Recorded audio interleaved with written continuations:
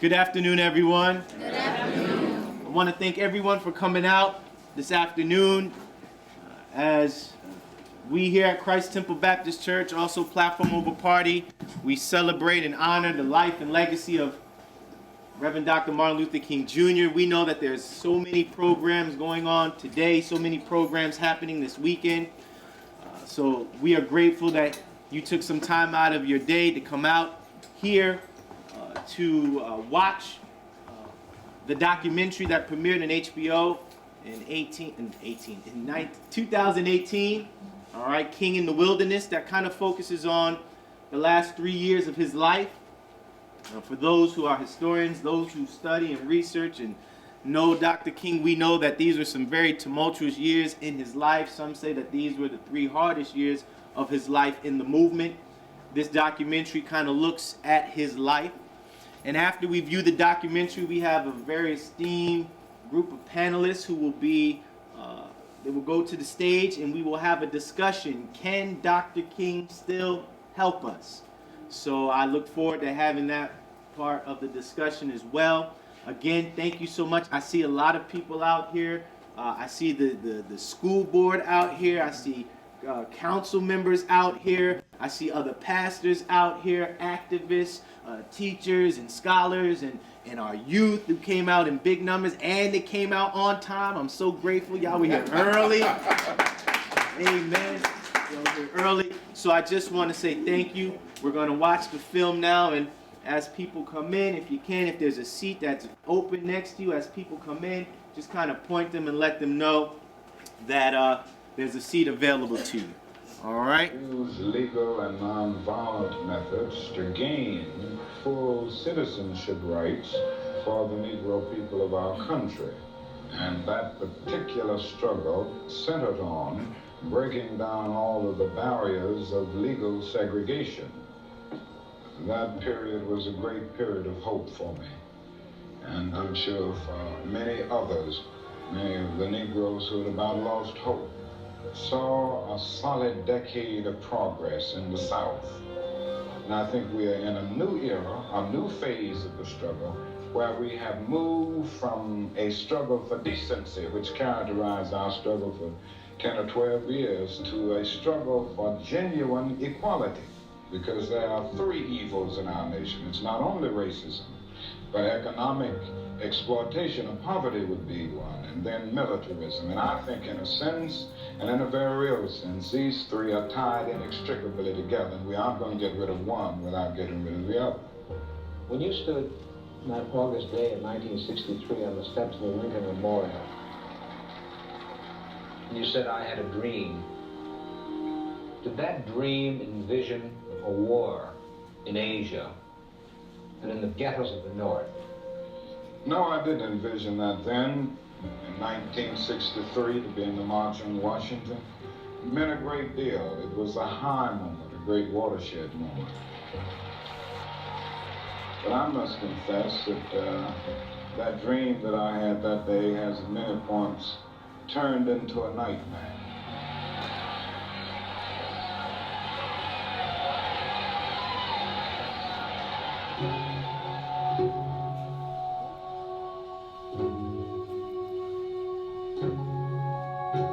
We were all caught off guard when we saw the rebellions begin. They started in Harlem and then Philadelphia in 1964, and then Watts in 1965, which was the most massive.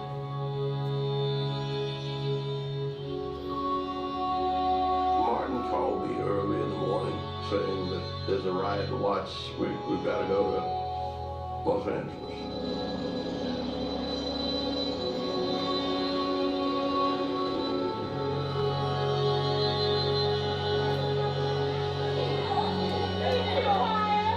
Thank you very much, my dear friends of Los Angeles and the Watts area of this city. I live approximately 2,500 miles from here. I'm not free there, and our brothers and sisters are not free there. And you are not free in California and in the North. come out to watch to tell you today, no matter what color you are somebody.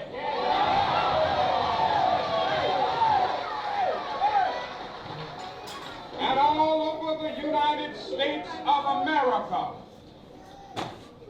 the Negro must join hands and we must work.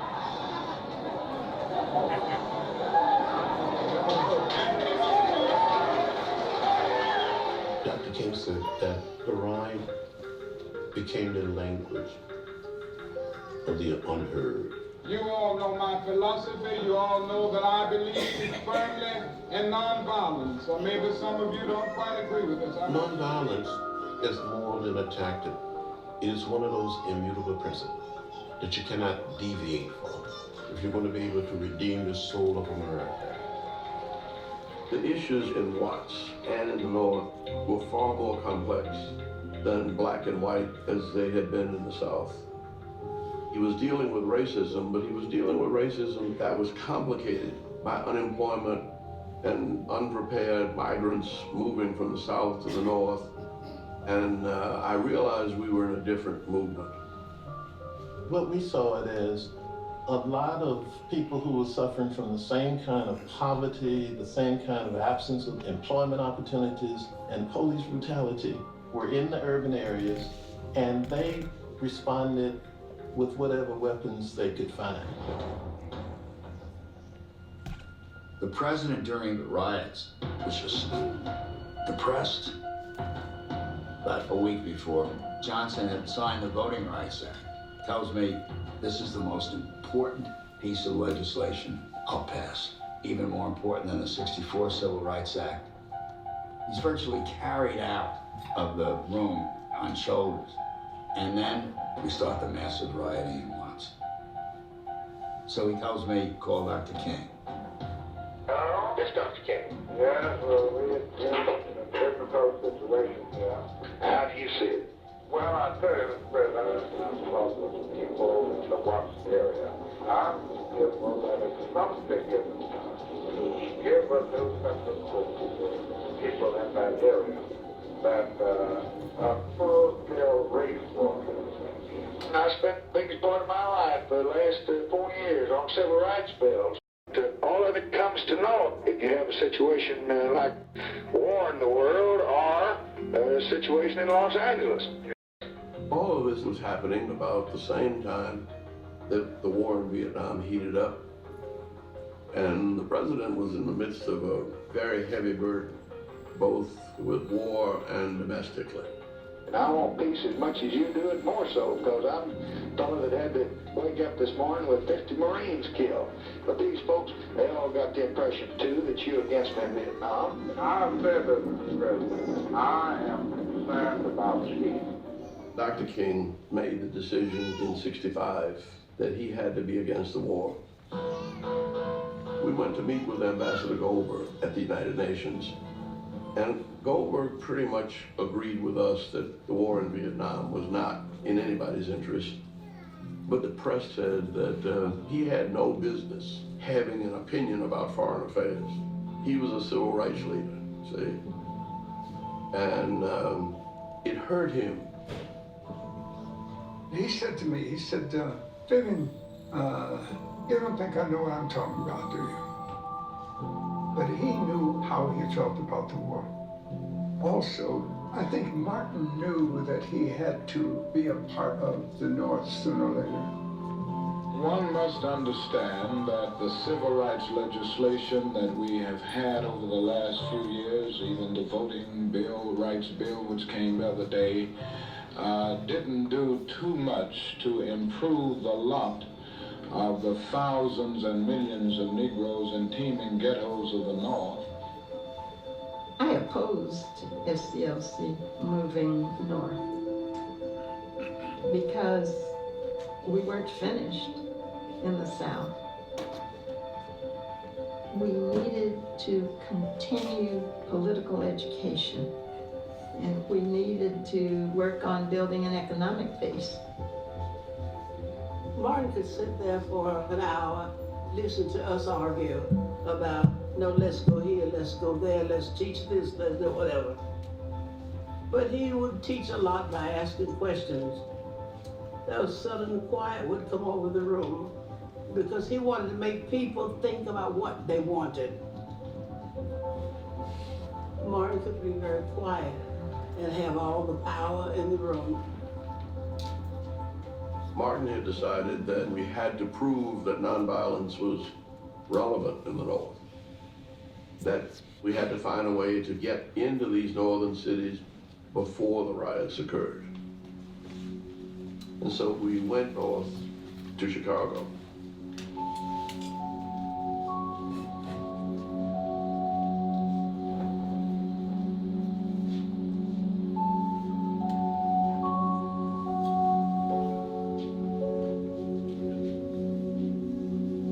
I do not know that everything that Martin said or did, he was quite prepared for.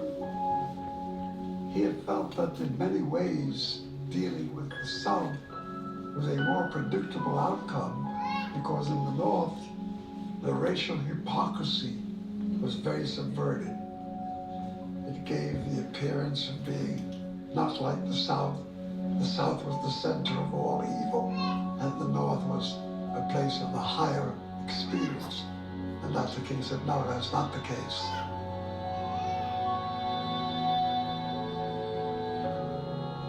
We moved into an apartment on 16th and Hamlin. It was a walk-up apartment with no lights, no heat. And it took quite an adjustment. I never got scared in the South.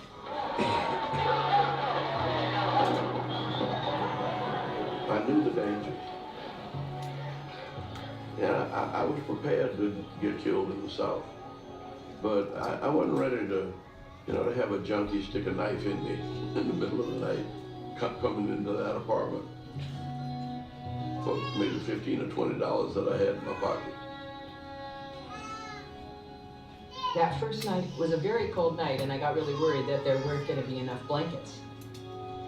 So we went and got the blankets and went over to see Dr. King in his apartment. And as we were sitting there, the doorbell rang, and there was a young man there. The first thing he said when he came to the door was, "Are you really Martin Luther King?" They had a very lovely conversation, with Dr. King really saying, "We want you to join the movement." And pretty soon later, there was another knock on the door, and there was like a whole train of them going down the stairs. And those young men came back a number of times to see Dr. King. People in the community, they would just hang around waiting for him to come downstairs, so they could see him. But he would invite them in, sit down and talk to people. They didn't think he was the kind of person they could talk to. Then it made them feel, well, honestly, that they were worthwhile as well.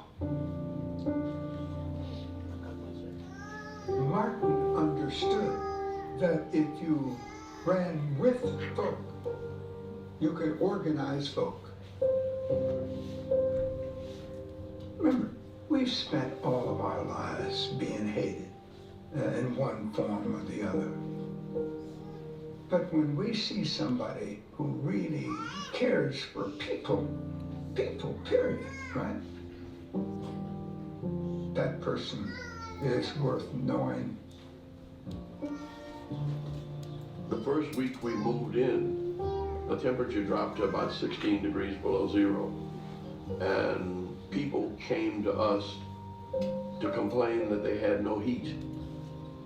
And to find babies wrapped in newspaper, we had to start firing the furnaces.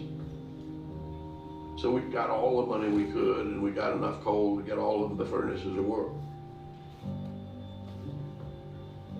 We called the movement in Chicago the movement to end slums.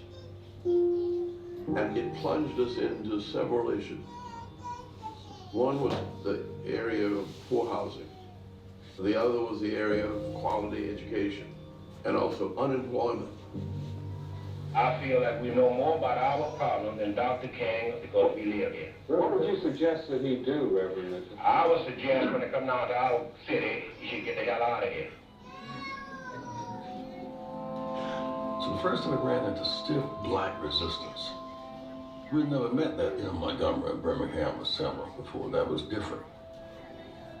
A lot of the ministers were part of the patronage system.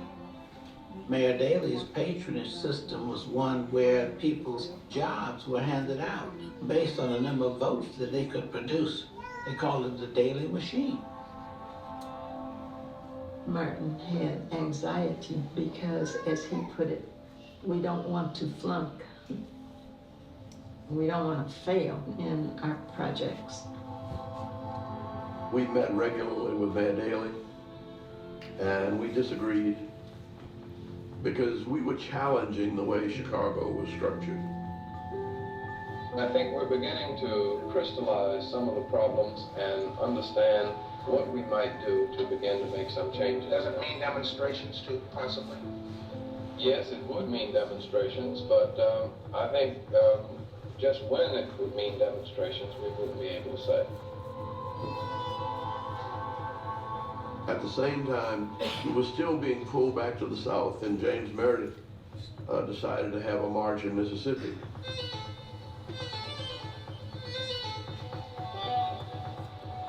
When James Meredith, the Negro who desegregated the University of Mississippi, started the march, only 3 friends walked with him. The surest way to power is through the vote.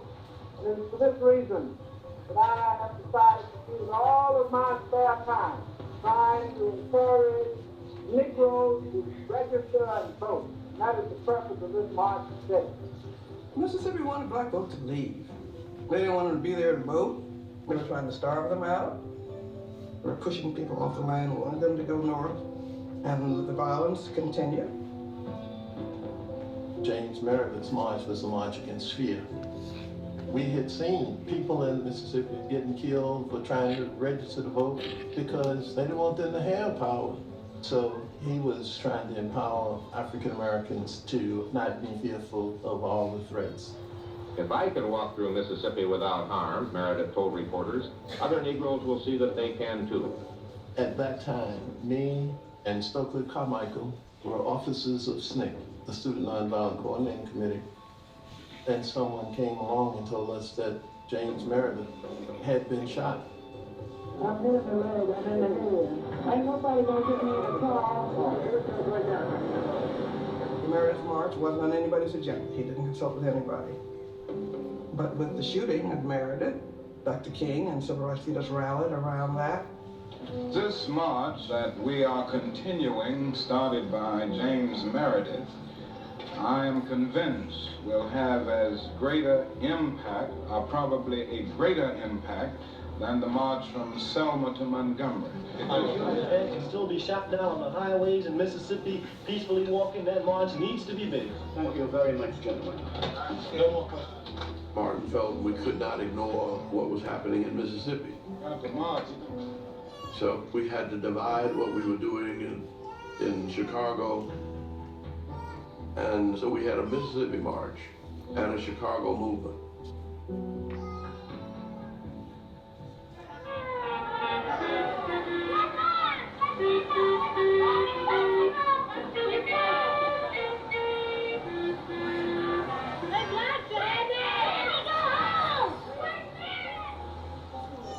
From the moment that the civil rights leaders rushed in to continue James Meredith's march, there's been a struggle to see whose philosophy would guide the steps.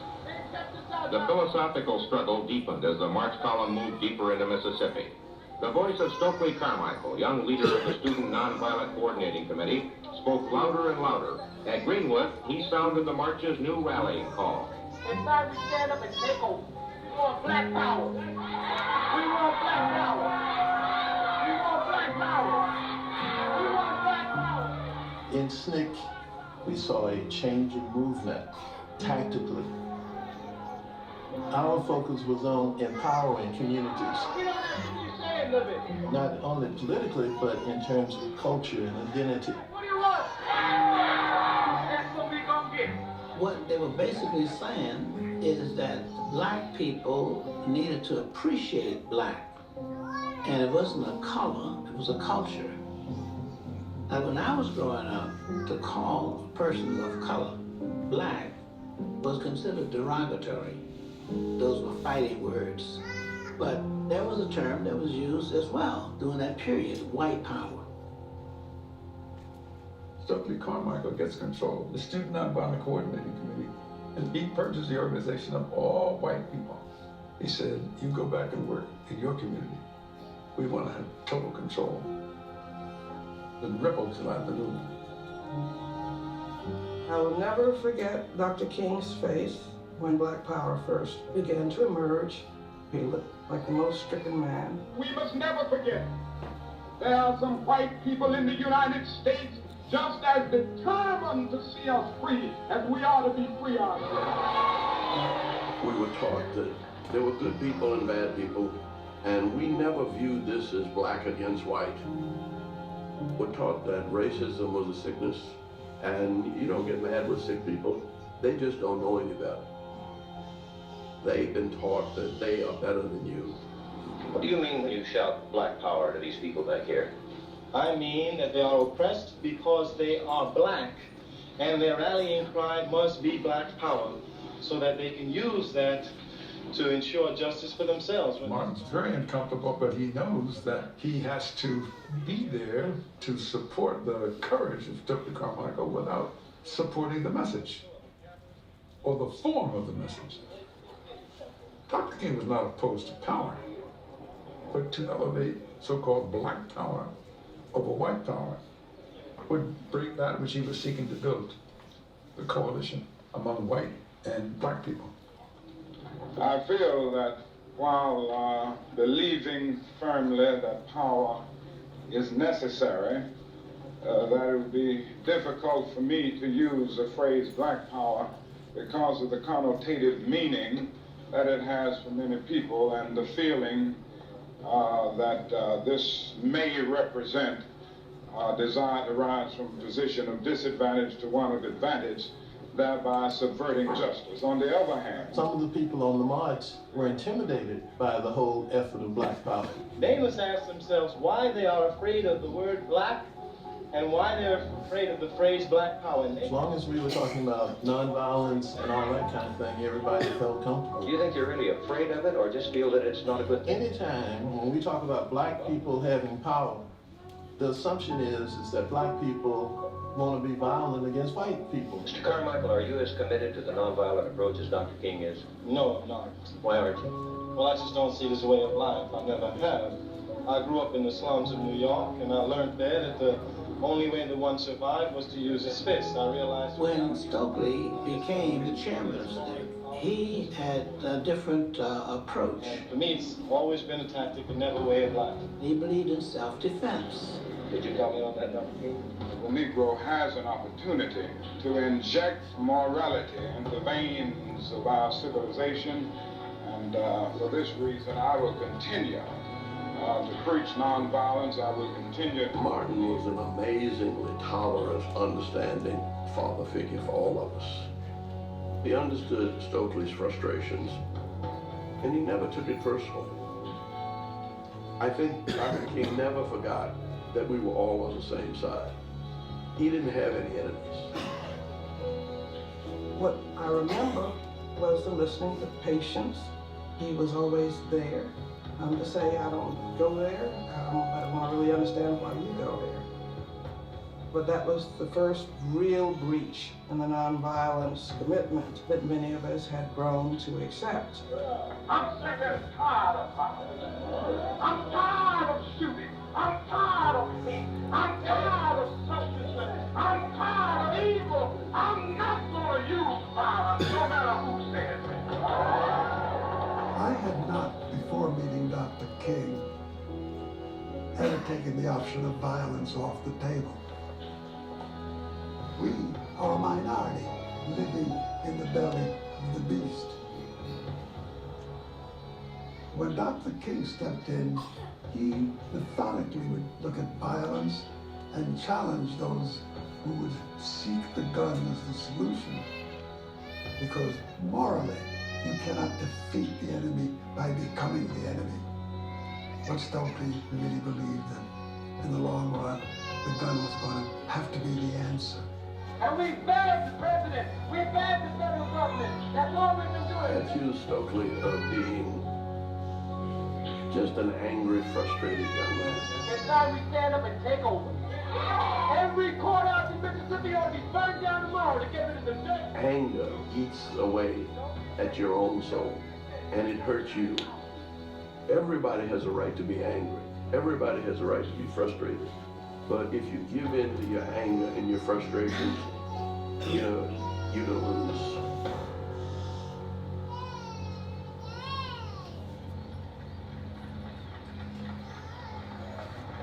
This day, we must commit ourselves to make any sacrifice necessary to change Chicago this day.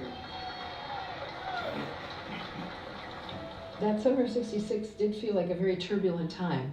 We must avoid the error of building a distrust with all white people. There was some question about whether it was appropriate for white people to stay working with the movement. And I remember one of my black friends saying to me, we need to know we can do this ourselves. And in the middle of all that was the rising of the Vietnam War. Many of the staff who were very strongly opposed to the war were trying to get Dr. King to speak out against it. Martin was now being pulled back into the war issue by the student left. And so you had almost three things coming together in Chicago, pulling the same leadership in different directions. This day, we must decide that our votes will determine who will be the mayor of Chicago next year. Mayor Daley was very upset about what was going on here. And he was in touch with Lyndon Johnson and said, get this Martin Luther King off my back. How are you, my friend? Oh, good. How are you, Mr. President? What shape have you got King in? Is he about ready to get out? Well, I don't think so. I think he's gone a long way with a good doctor, Mr. President. He's not your friend. He can Vietnam. He's a goddamn baker. Do you think that you got that in pretty good shape, Chicago? Well, as good as they can be. The area that the movement insisted on getting into was open housing. What is the makeup of the community here? What would be the reaction of the community to a Negro family moving in? Oh, I don't think they'd like it. They're very clannish in a way. Chicago is probably the most segregated city I know. It's not only segregated black and white, but the Irish, the Italians, the Polish, the Jewish community, almost everybody lives in its own enclave in Chicago. And so we started marching into those ethnic neighborhoods, and we were challenging Chicago simply by marching. Who's out of a neighbor that is colored? Everybody that lives in the colored has to move. Why? Because you're not safe walking the streets at night. You cannot leave the house. Negroes have a right to move in under the Constitution. The only thing is, what kind of a Negro? Our marches were to the real estate offices because the real estate agents control the movement of people. They're the ones who were managing this discrimination. Every time Negroes went in, the real estate agent said, oh, I'm sorry, we don't have anything listed. And then we sent some of our fine white staff members into those same real estate offices, and the minute the white person got in, they opened the book. Oh, yes, well, we have several things. Now, what exactly do you want? Something is going to happen as a result of this. And I'm not losing faith. I still have faith in the future.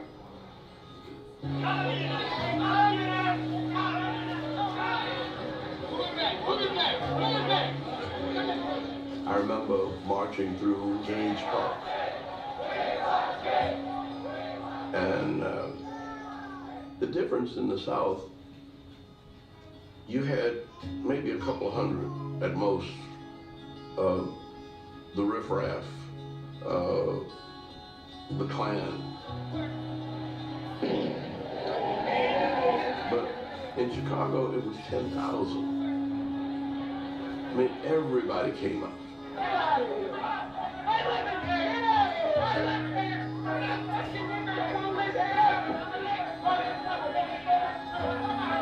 I remember coming on those marches prepared for anything.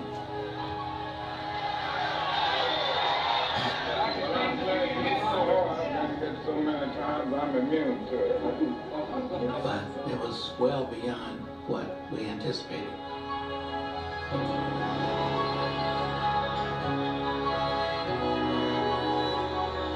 Dr. King, the superintendent of police of Chicago, said that your civil rights tactics have aroused hatred among the Chicago white residents and are hampering the Negro's progress.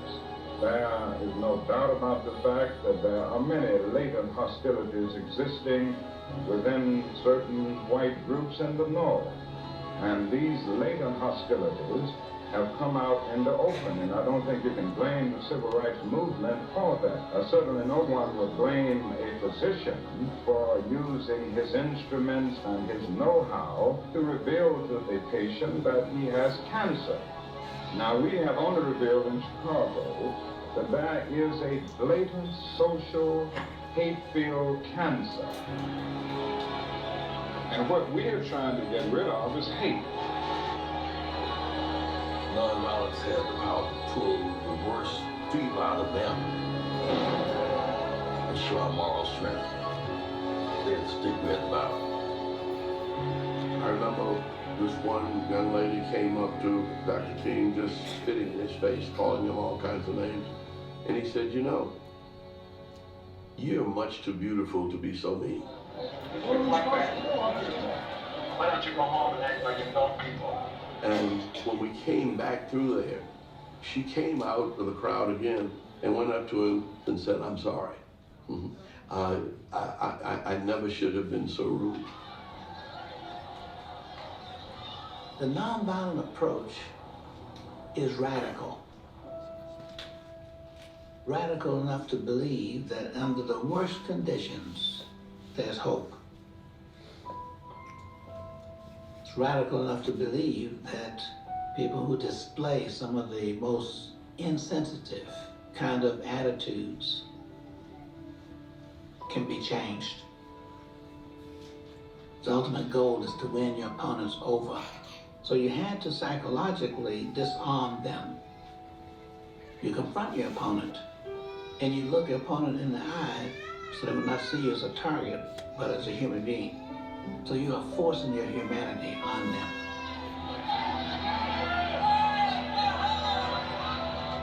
Mayor Daley was very distressed, and he really wanted it to end. So one of the religious groups in Chicago decided to call a meeting to try to come to some agreement that would stop the marches. Through the democratic process of discussion around the conference table, an agreement has been reached unanimously, and I think all of Chicago will be indebted to them. Thank you very much.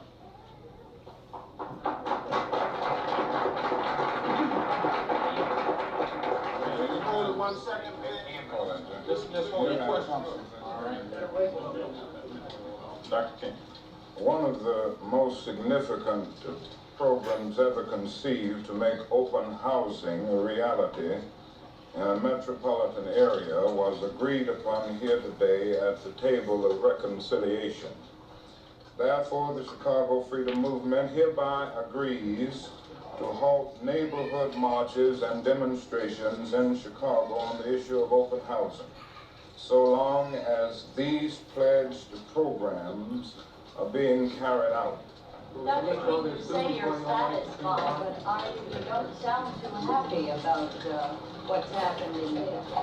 Well, I don't know what you mean. What do you mean? You don't seem like you really are happy. Well, I'm a very honest man, and I wouldn't say on this paper something that I don't believe. I think that this is a very significant step forward.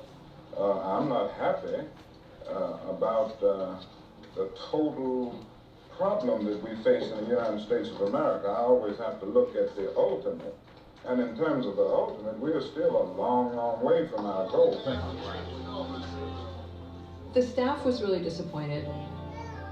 We did not get a definitive statement from them that discrimination in housing will end in Chicago. But one of the things that Andrew Young said was, sometimes you only win half a loaf, and then you have to keep pushing for the rest of it. The extent that there were successes that came later, Dr. King didn't get to see that.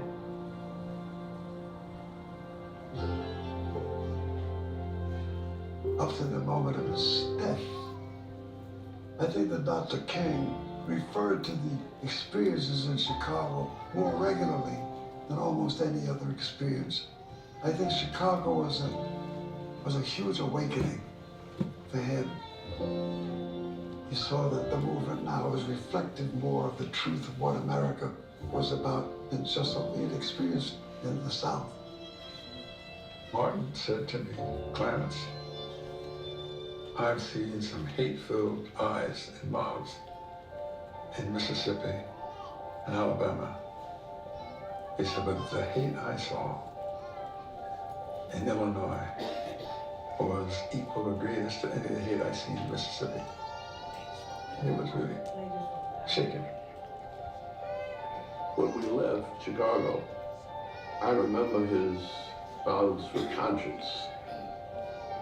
He was very depressed that he hadn't been more forceful in his nonviolence.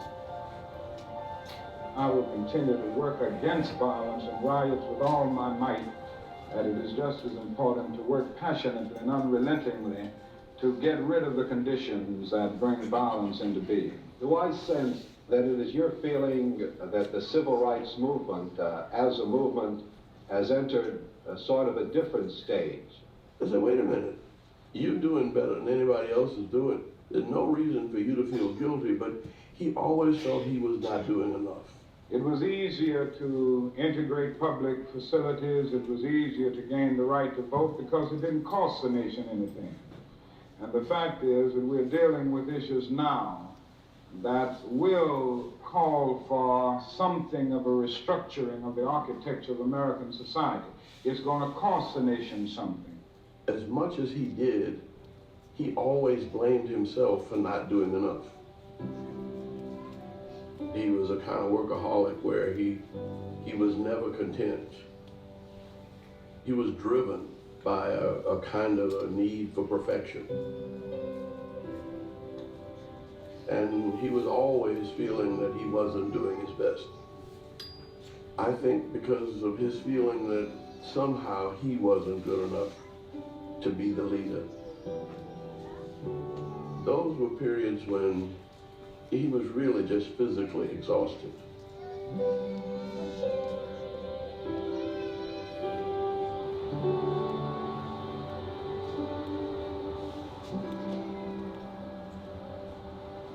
Dr. King came to New York with great regularity, and whenever he was here on quiet time, he often stayed at our home, and we also made sure that his space was filled with the things that brought him pleasure, including his favorite drink, Bristol cream sherry.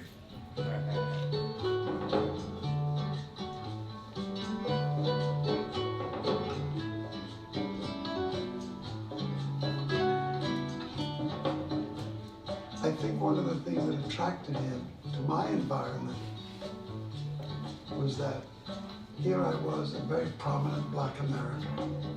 And my wife then was a young woman named Julie Robinson, who was white, and that she and I were married and brought children into the world. And at no point was her presence in my life ever obscured. And Dr. King watched the environment around me accept that and treated us with a lot of kindness and respect. In Martin's earlier life, in his youth, as a student, his first real love was a white woman. He adored this young lady and was deeply pained when the wrath of Daddy King and everybody else came down on him. when he suggested that he wanted a relationship with this young lady. It betrayed everything that Daddy King had in mind for his son. It's rare, Doctor, that we get a chance to see you in New York. You've discovered it's a fun city? Well, I haven't quite discovered that side of New York. Being a Baptist clergyman, they keep me involved in other areas. Right. Your home is actually in Atlanta. Atlanta, Georgia. Do you have a church at this time in Atlanta? Yes, I am the co-pastor of the Ebenezer Baptist Church in Atlanta, and my father is pastor, so we are working together there as a team. Both you and your father? That's right. They put us. Is there any seniorities? Well, he makes it clear, sometimes consciously and sometimes unconsciously, that he is the pastor, and I'm the co-pastor. Jesus was the leader in the way, for he said, I am the way, the truth, and the life. Now that's all of it. When I met Daddy King in Atlanta, I understood the real meaning of patriarch. He was a huge force in the community as a black minister. Glory to God. Very imposing. Something wrong with your head. And when you met him, you understood that you were dealing with the power. What was also fascinating for me was the subservience that Martin reflected when talking with his father. Not just parental, but as someone whose view of where we should be going as a people held great substance for Martin. Martin really understood his father, but he understood also the difference between he and his father. So in a sense, we look into a future shrouded with impenetrable uncertainties. There was a great difference between he and his father's preaching. Martin made his points at a different level and in a different way than most other preachers did. And the reason for that is because he had this unusual education. Dr. King finished high school at 15. He finished Morehouse at 19. He finished seminary at 22, his PhD at 26. He knew the strong minds break strong chains.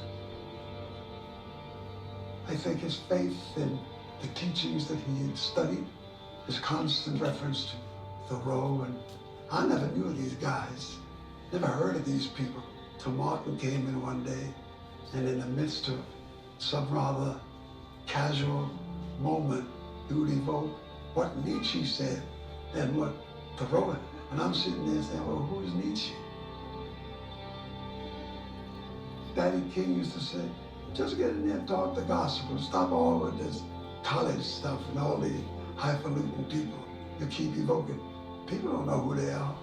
He said, yes, they do. You could wake Martin up from a nap and he could do a sermon. I remember saying to him, you will do it the church in 20 minutes. I mean, like his mother. And when he got to the church, you would think he'd been studying all night. He was a natural preacher. Everybody loved Martin as soon as they heard him. There was a desire for people to be a part of an educated ministry. The only thing that we had was Christianity.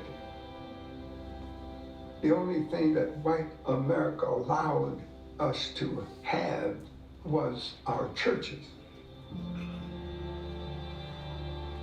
Martin's moments when the curtain was drawn and he was not on public display was a man who revealed his deepest concerns about his right to do what he was doing. The fact that he was touched by that calling in history disturbed him because he didn't quite understand it.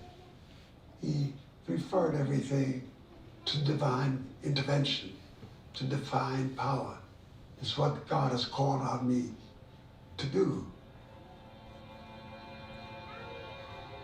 And in the depth of that belief, that religious commitment, those voices that he heard really existed for him.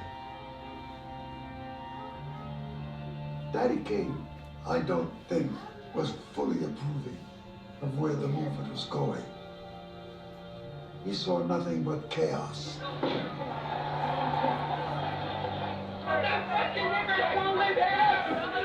He saw nothing but rage. He saw these young people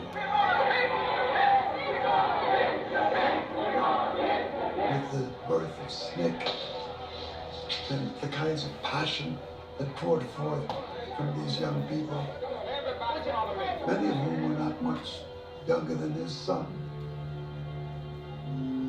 And the fact that his son was the spearhead of it was even more threatening for him.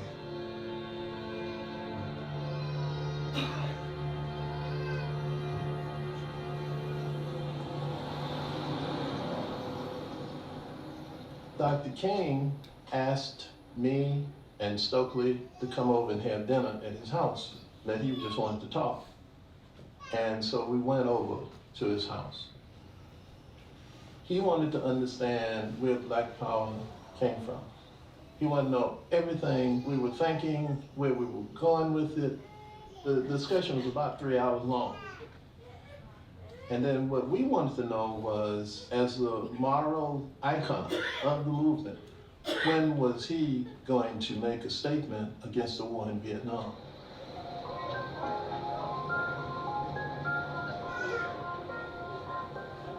The leaders of the peace movement were reaching out to Dr. King and wanted him to get more actively and publicly involved. But I resisted because my initial reaction was I felt that they were trying to appropriate the legitimacy they didn't have. Hey, hey, LBJ! LBJ! Today! Hey, hey, LBJ!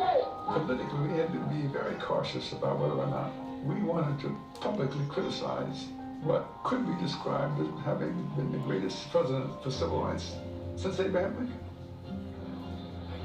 This is after the Civil Rights Act of 1964, the Voting Rights Act of 1965.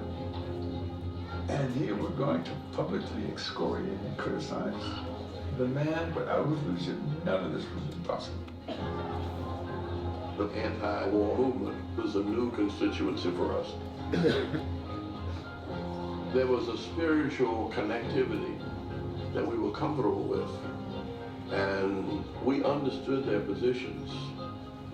They wanted to emulate our tactics, but there were radical elements of violence and anti-American discussion, and we didn't want him taking his moral position into an extreme left environment with kids who were kind of anti-American, who were communists, who were burning American flags. And we could not control that.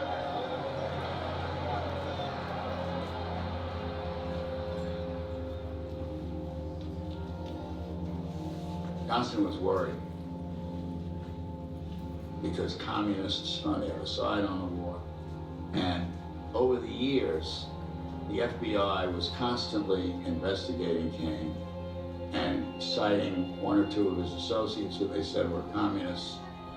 He was afraid that the FBI would leak it, that Hoover would really get King branded as a communist, and it would build up an enormous backlash.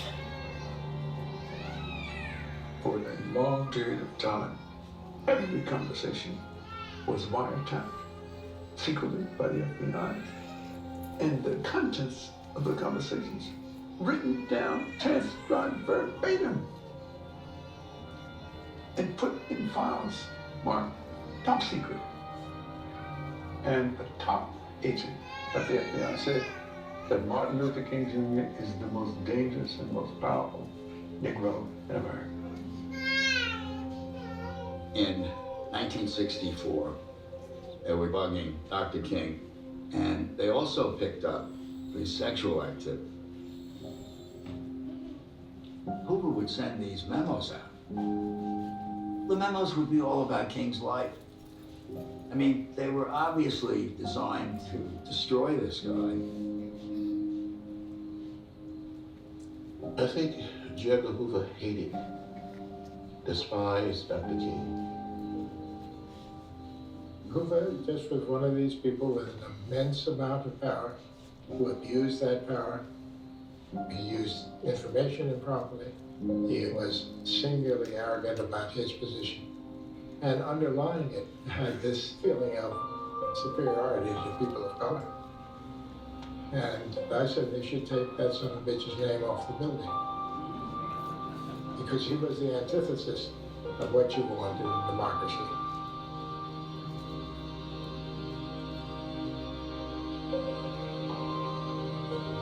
During those days,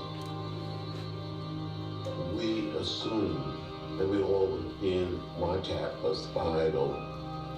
But I think the people who made the recordings were really sick. Everything the FBI was doing to hurt us made us question whether this country was so sick that it couldn't be saved.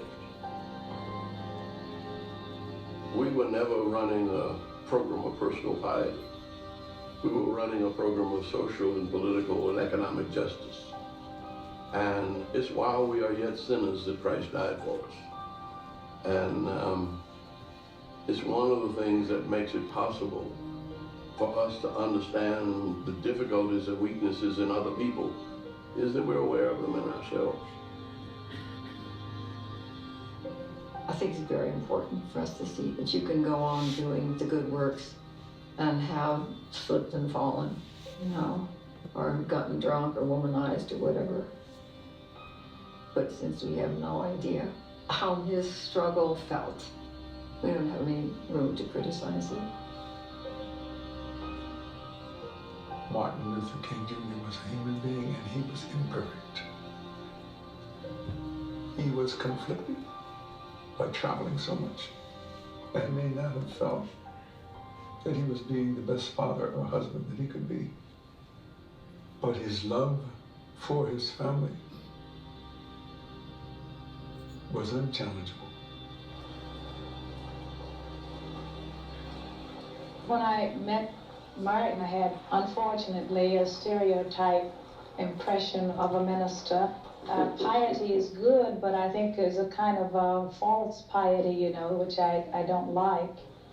And he was just a human being, very, very warm and very down to earth, and just different. Coretta believed in his cause so much that she was willing to pay the price. And she tried hard to have him spend as much time with the children as could, because he wasn't home that much. Well, pass your plate this way. When he was home, she insisted that he have dinner with the children. Daddy, you're not talking. I'm too hungry, Mother. I'm so hungry, I'm busy with this dinner.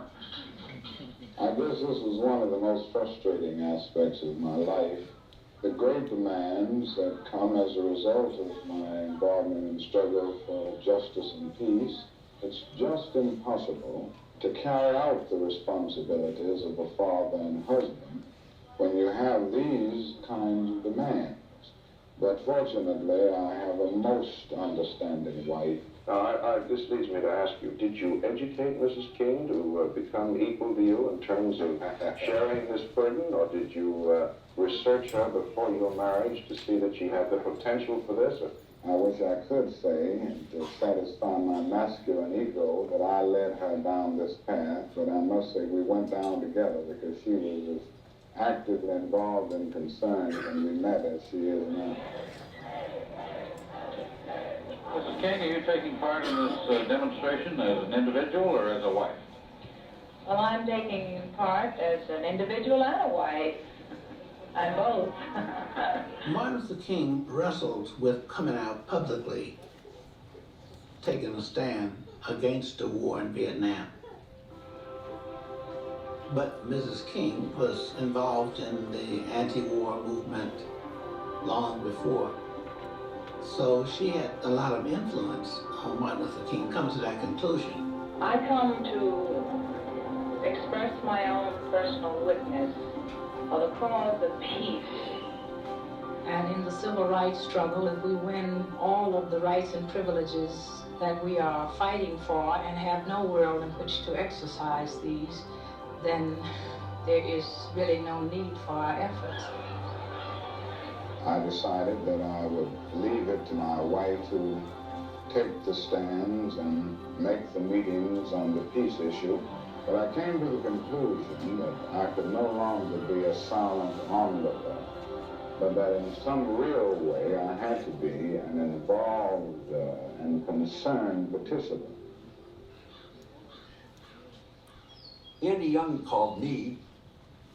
I was the executive director of the group that wanted to stop the war and engage the religious community to help do that. So Andy proposed that Dr. King give a speech in New York, and Dr. King decided to make a full-blown statement. So I said, well, what about Riverside Church? Because I think place makes a big difference.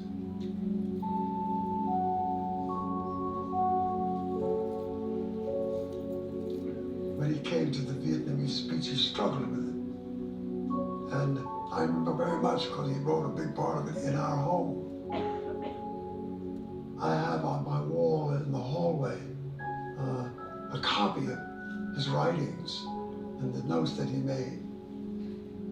He had a habit of using a yellow pad, constantly making notes, and he'd crumble up these things at the end of an evening and toss it away. And I'd just do a swan dive right into the garbage pail and retrieve those papers, because he always left some really profound sentence or something that I thought was worth retrieving and saving. Dr. King knew where his heart was, but he also knew the criticism and the splits that would happen the moment he said anything against the war in Vietnam. And of course, he did. The night of April 4th, 1967, I believe that Martin Luther King Jr. delivered probably one of the most powerful speeches I ever heard him deliver. Ladies and gentlemen, he said in effect that he was not going to butcher his conscience. I knew that I could never again raise my voice against the violence of the oppressed in the ghettos without having first spoken clearly to the greatest purveyor of violence in the world today, my own government. He said, as a nation, we talk about nonviolence here in America, and then we engage in violence abroad. He said, in effect, that the bombs that were dropping in Vietnam, they would be shattered over America. Dr. King was worried that the government had gotten us into war where we didn't need to be, and that we were hurting ourselves. The returning veterans, the inflation, the unemployment, the consequences of the war. He literally poured out his heart, the depth and essence of his soul. For many sermons, I was at the March on Washington, but I think the speech at Riverside Church was his best. if America's soul becomes totally poisoned, part of the autopsy must read Vietnam. When the speech ended, the place exploded, and I knew it was electric. I knew he had hit it out of the park. But the next morning, he was blasted in virtually every editorial column in America.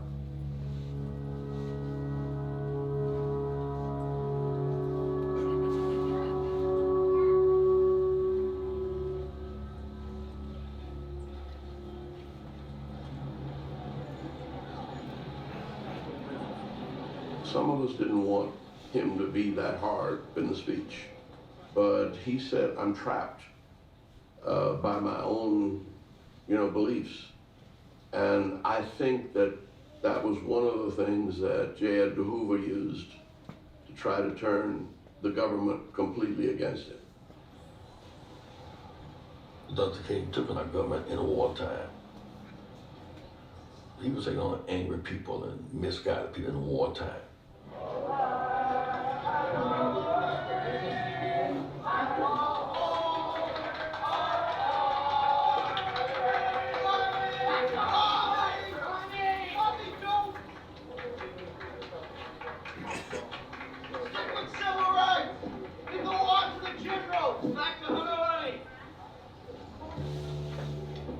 He said, many of my friends are turning on me, many of my Morehouse friends, my classmates. Preachers said I can't come in their pulpits because we shouldn't be engaged in the war. He said, you expect your enemies to disagree with you. What I didn't understand is how our friends would leave me.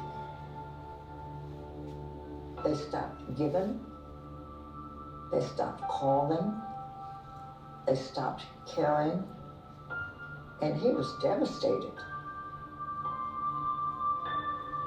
Change is painful. The loneliness and what it must have felt like when he was so abandoned by so many and told to stay in your place. He really felt betrayed.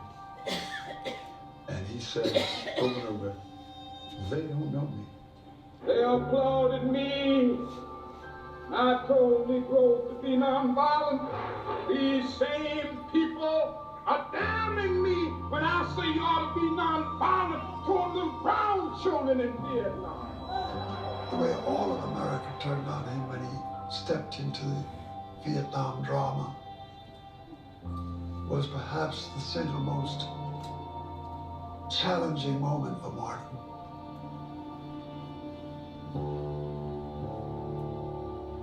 Martin went through very difficult emotional times in 1967.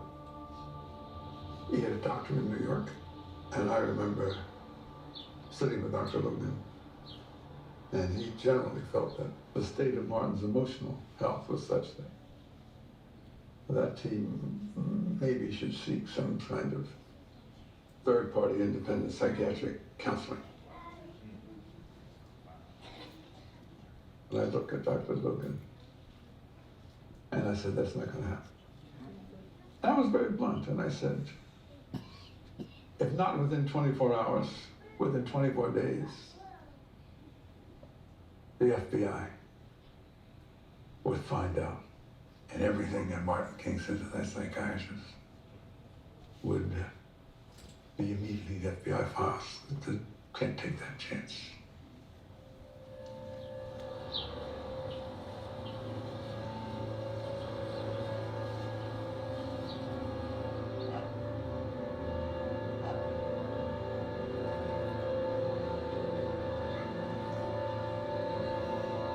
This year, major Negro riots have broken out in Detroit and Newark and about 80 cities and towns all over the country.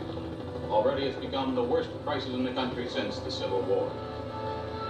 The despair is deep. The bitterness is wide in the ghettos of our nation.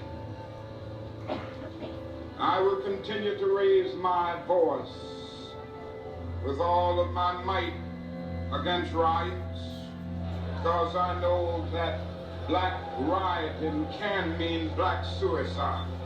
Don't point that gun at me! Don't point it when we don't put that gun at me!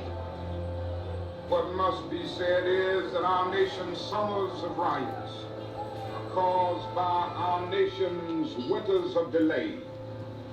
Pillage, looting, murder, and arson have nothing to do with civil rights. We will not tolerate lawlessness. You don't sit in front of your television set and listen to LBJ tell you that violence never accomplishes anything, my fellow Americans.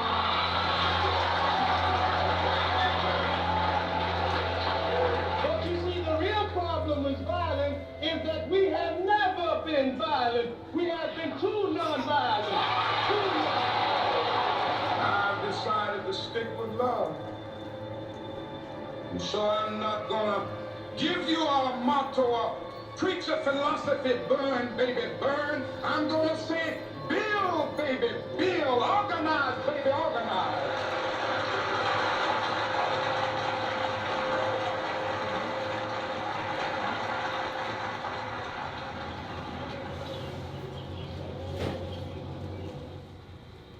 Martin Luther King called me from Atlanta, and he said to me very directly, I need you to come on down here now, because this may be my last campaign, and we're going for broke. The Southern Christian Leadership Conference will lead waves of the nation's poor and disinherited to Washington, D.C. next spring. He said, let's go to Washington. We're going to Washington. If necessary, go to jail, civil disobedience, and convince this Congress to shift from war in Vietnam to war in poverty. It was Marion Edelman who came to Martin with the concept of the Poor People's Campaign. I got called to Washington to testify about poverty and what was happening in Mississippi. This is an urgent situation which must be looked into and which must be addressed. In the middle of it all, I asked them to come and see for themselves. And Bobby Kennedy came with them. There's starvation and men and women who can't find jobs. And it's a reflection on all of us, the fact that you have young children in the United States at the present time, with the wealthiest nation in the world, who are hungry, and their parents are hungry, is completely unsatisfactory. Robert Kennedy went back to Washington. I told him I was going to stop through Atlanta and see Martin, and he said, well, tell him to bring the poor to Washington. I went down to Atlanta and went to SCLC, and he was depressed.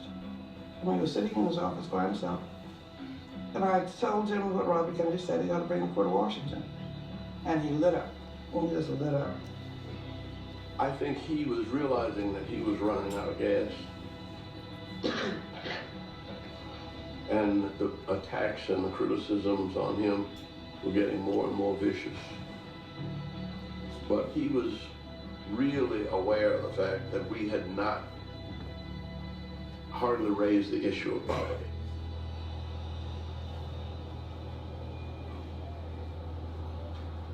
We have to do it for our own sense of dignity, our own self-respect, our own determination.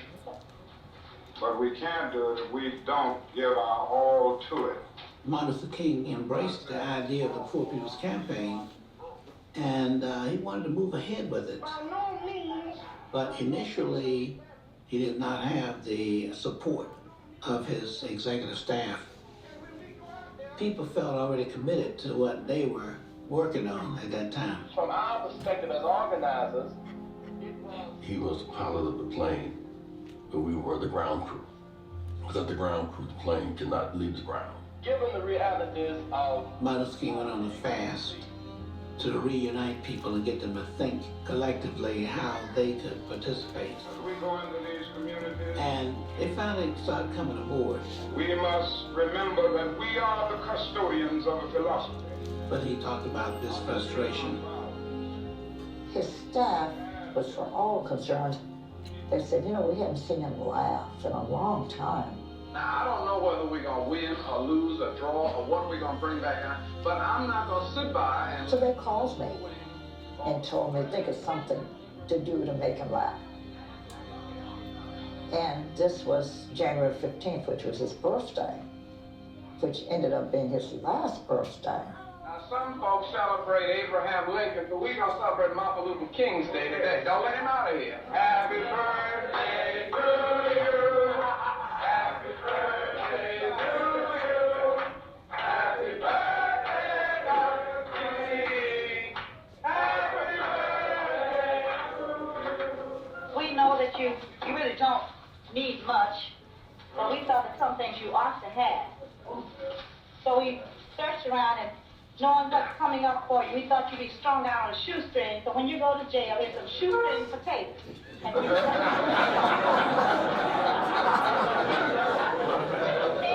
we know how fond you are of our President, Lyndon Johnson.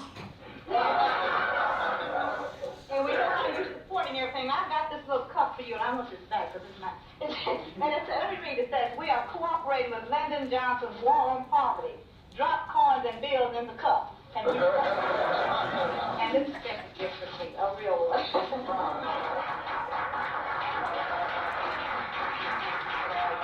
I don't think anyone possessed the capacity for humor, both in receiving it and responding joyously, as Dr. King. Much of the time I was the victim.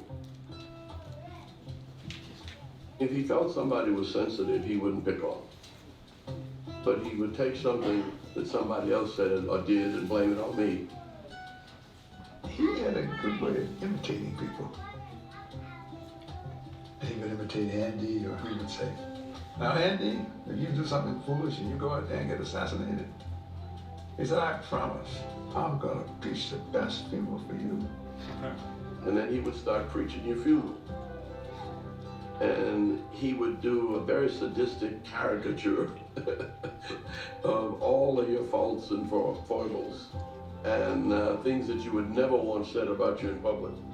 And he'd weave it into a sermon, and quite often he'd have a similar demon from the Bible who had the same problems. And by the time he got through, he had everybody laughing at what was a life and death situation.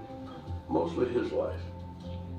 That was a way of externalizing the fact that he had to somehow talk about the elephant in the room that we all had to live with. Martin joked about it because there wasn't any other way to be.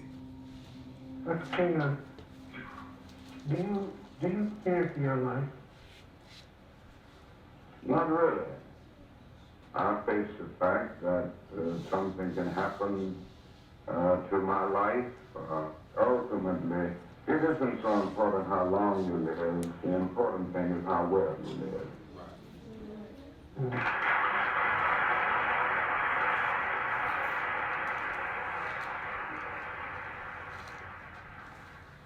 Dr. King's expression of his anxiety about this whole world in which he found himself was not unfounded. His fears were very real because the conditions were very real. What is it that America has failed to hear? I had noticed that he had a tick. He had get caught. Has failed to hear that the plight of the Negro poor has worsened over the last few years. It wasn't consistent, but it was apparent in enough situations for us to know that there was a psychological problem here. And then one day, that tick was no longer evident. And I said to him, well, what happened to the tick? He said, it's gone. And I said, well, how'd you get rid of it? And he said, I made my peace with death. I know all of you are studying hard and you're just doing fine in school, and I'm glad to see you. Thank you very much.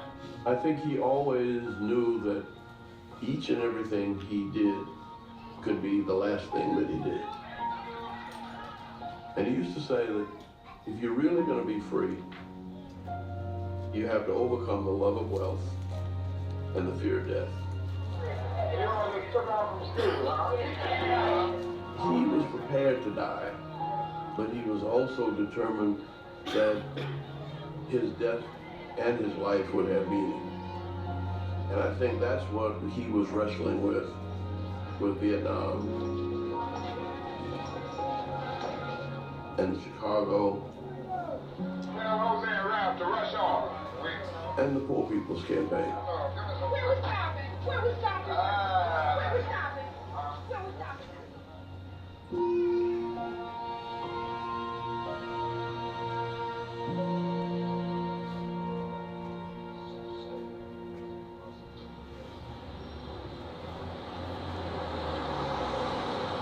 It seemed to me we can begin to build up every Sunday a big march that would, march around the Capitol someplace. We would draw. Dr. King appointed me as program administrator.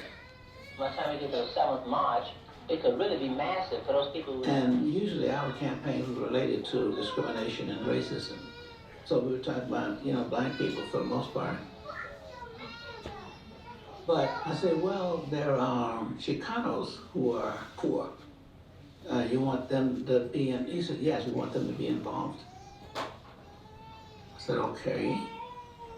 So I said, what about the Native Americans? He said, well, yeah, Native Americans. So by this time he turned around and looked up at me because he'd anticipated the next question. I said, well, Dr. King, what about the poor whites? And he said to me, a little disgusted, he said, are they poor? I said, well, yes. Well, we want them involved. We assemble here together today with common problems, bringing together ethnic groups that maybe have not been together in this type of meeting in the past. I know I haven't been in a meeting like this, and it's been one of my dreams that we would come together and realize our common problems. Black people, Mexican Americans, American Indians, Puerto Ricans, Appalachian whites, all working together to solve the problem of poverty. That was a very big thing that happened, of getting, finding common ground among the poor. That didn't make things easy, but it was a big benchmark into the next stage of the civil rights movement, which had to do with economic rights. Ultimately, we are concerned about a guaranteed annual income. And the other thing I think it is very necessary to say is that everybody's on welfare in this country. And as for white people and rich, we call it subsidies. Suburbia was built by federally subsidized credit and the highways and expressways that take people out there. So I think we got to see that when it comes to poor people, we call it welfare, handouts, doles, but when it comes to rich people, we call it subsidies. And it's the same thing as all welfare.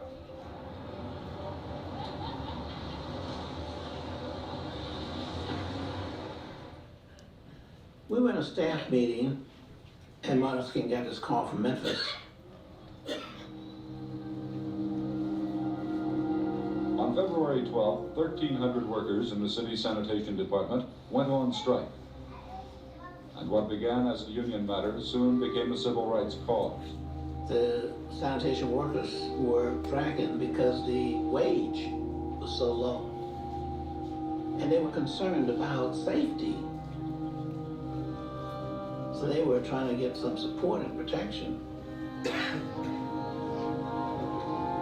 One of the most powerful things that you see during that time was all of the garbage workers had these sandwich board signs that said, I am a man. That was saying, we want to be treated with dignity. With the strike deadlocked, behind the leadership of Negro ministers, the marches grew larger, and the ministers reveled in a new unity. When Martin Luther King got the call, he said he had to go. He said, you guys stay and continue working on the Poor People's Campaign. We did not want him to go to Memphis at all. But he got up at 6 o'clock in the morning. And he said, I'm gonna catch this flight to Memphis. Martin went to a march that we had nothing to do with, no pre-planning. And it got disrupted.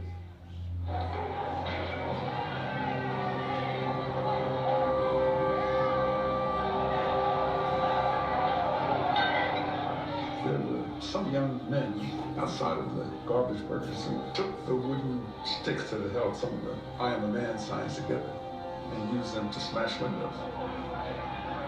When the march degenerated into a riot, abandoned by its leaders, the police, with my full sanction, took the necessary action to protect the lives and property of the citizens of Memphis. We urge you to return to your homes immediately for your own safety. Why didn't you check out the situation in Memphis? with your staff before you came in, especially since it's in the midst of a very touchy sanitation strike?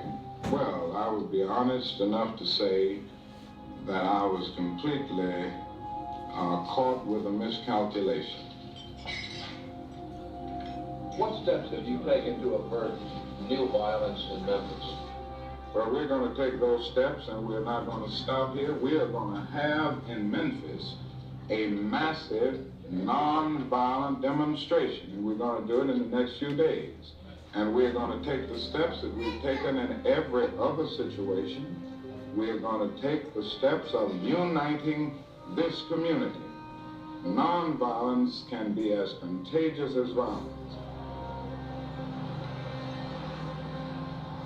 In between the first march and our going back to Memphis, Martin gave us a good cussing out about not being supportive of him. And it was the only time I saw him angry at the whole staff. He cussed us out, got up and walked out. And we went behind him trying to reassure him, but he just went on off. Another king said, I feel so alone. He was frustrated, he was full of pain. And I understand that pain now. He said, I pondered, maybe I should quit now. Maybe I've done as much as I could do. I thought it was wrong to take on another movement in the state we were in. We were tired, and we knew he was tired.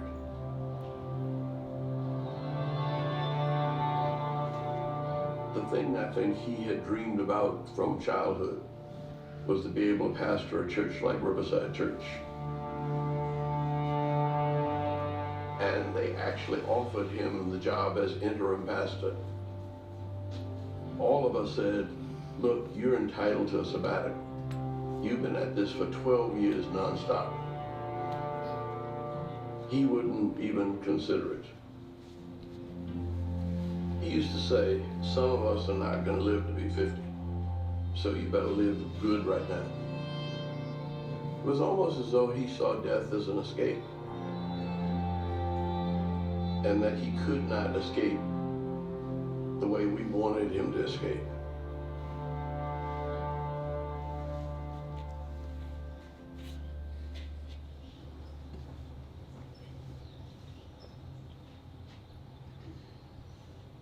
Before Dr. King left to go to Memphis, we all had dinner together at their home.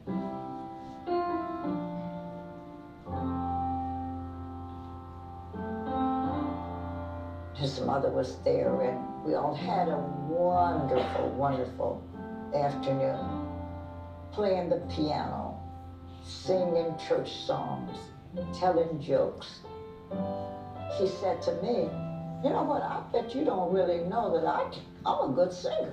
Did you know that? He said, I'll prove it to you. So give me a B flat. I gave him a B flat, and he started singing, and man, we got the rhythm of a gospel song, and we just had such fun. Now, I was to drive him the next morning to the airport to go to Memphis. His mother called me and said, I know you're taking ML to the airport tomorrow. While you have his ear, will you tell him, I wish we could have more family moments like that. Can you tell him to plan it in his schedule sometime after he comes back?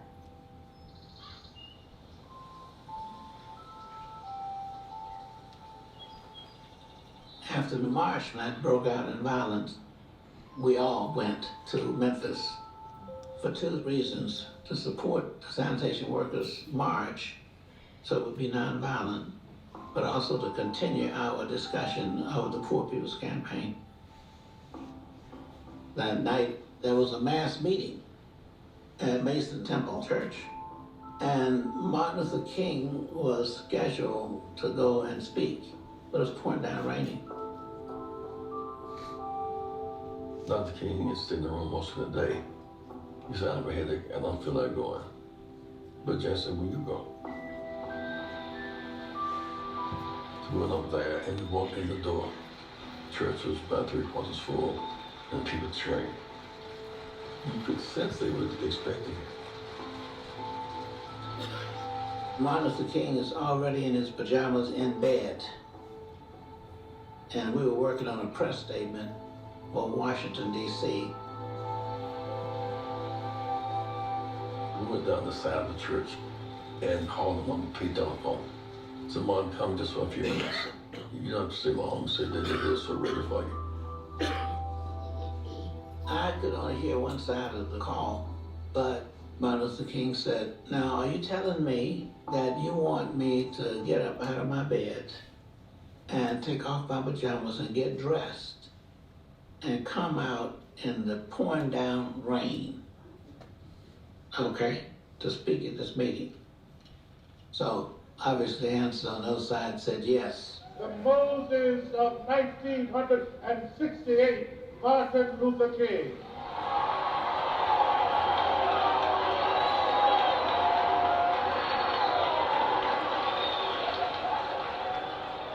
Martin came to that church thinking that he was just going to make remarks and not to give the major speech. But he got up and he gave that speech as though he knew that the end was near. So I'm happy tonight. I'm not worried about anything. I'm not fearing any man. Mine eyes have seen the glory of the coming of the Lord.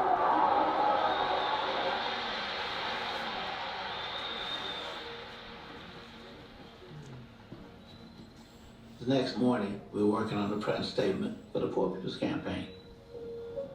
Martin Luther King said to me, now Bernard, the next project we're going to work on is to institutionalize and internationalize nonviolence. I was on the witness stand most of that day. We got permission to march and I came back to the Lorraine Motel. He was childish and giddy and cussed me out. You know, where you been? He threw a pillow at me. I threw it back. But everybody else picked up pillows, and it was like a bunch of 10-year-olds. And just about that time, Billy Kyles knocked on the door and said, you all to do it in my house by 6 o'clock. My wife's got dinner waiting. And so he jumped up and went upstairs to put on a shirt and tie. I was coming across the courtyard, and from the balcony, Dr. King said, Jesse, you don't even have on a tie. So I said, Dr. King, a prerequisite for eating is an appetite. He said, you're crazy. We laughed. He was just extremely relaxed and comfortable and playful. It was the happiest I had seen him in a long time. We've been laughing, playing, and he stop. And then he raised up and put the hit him right here. It severed his tie. I got up and went running toward him, but he was non-responsive. So I got up and went and called Mrs. King. It's a long 10 steps to take from where he was to that home. I said, Mrs. King, I said, Dr. King been shot. I think he'd been shot in the shoulder, but I think you should come. I really couldn't say what I saw. It was like too much to say. It's like, I just couldn't say that. Couldn't say that.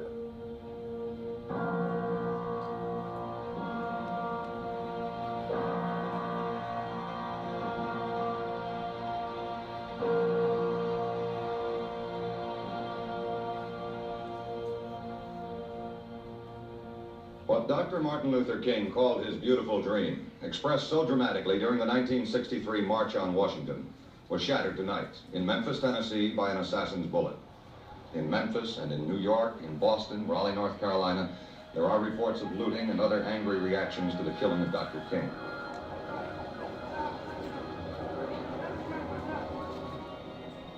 It was awful. My first thought was to go out and tell children not to loot and not to riot and ruin their lives. And this little boy, about 12, looked me straight in the eye and said, "Lady, what future? I ain't got no future. I ain't got nothing to lose." I was in Sarasota, Florida with my parents, and we see this happening on the television. And the first thing out of my mother's mouth was, "He deserved it. He was a rabble-rouser." When white America killed Dr. King last night, she opened the eyes for every black man in this country. He was the one man in our race who was trying to teach our people to have love, passion, and mercy for what white people have done. When white America killed Dr. King last night, she declared war on us. The day after the death of Dr. Martin Luther King, there is a countrywide reaction. Turmoil in at least a dozen more cities today. Washington, Chicago, Detroit, Boston, New York. These are just a few of the cities in which the Negro anguish over Dr. King's murder, presumably by a white man, expressed itself in violent destruction. The assassination and its aftermath temporarily pushed aside the president's plans to pursue his new Vietnam peace effort as he put in a busy day at the White House. I think of all the ups and downs and all the turmoil and the tragedies that occurred in those years, I never saw Johnson sadder about an event than he was at the assassination of King. And he said to me, "Give me a draft letter to the speaker. You know, we're gonna get one thing out of this awful event. We're gonna get our fair housing bill."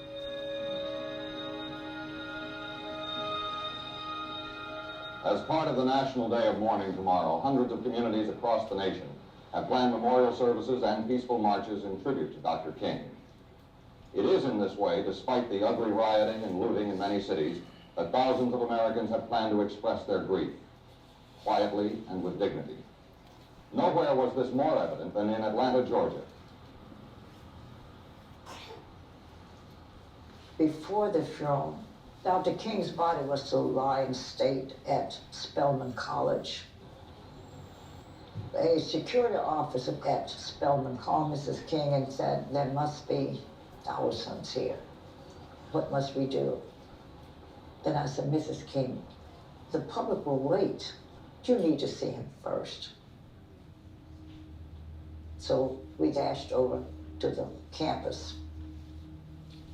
I didn't see the body till I got up close.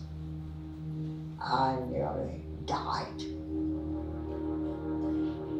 He looked awful. He had a big blob of clay on his face. Mrs. King was standing there in such pain. The embalmer loudly said his jaw was blown off. "This is the best I can do." And oh, she nearly fainted. So I took out some loose powder and I dabbed a little on his face, toning it down. And Coretta smiled. It was working. And she said, "Open the door and let him in."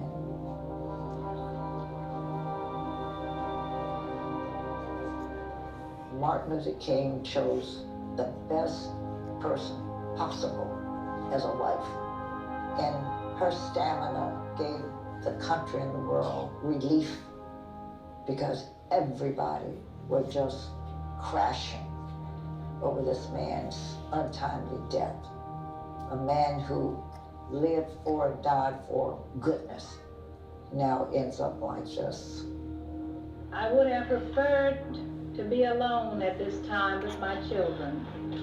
We were always willing to share Martin Luther King with the world because he was a symbol of the finest man is capable of being.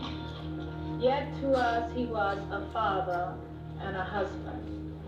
I am surprised and pleased at the success of his teaching. For our children say calmly, "Daddy is not dead. He may be physically dead, but his spirit will never die."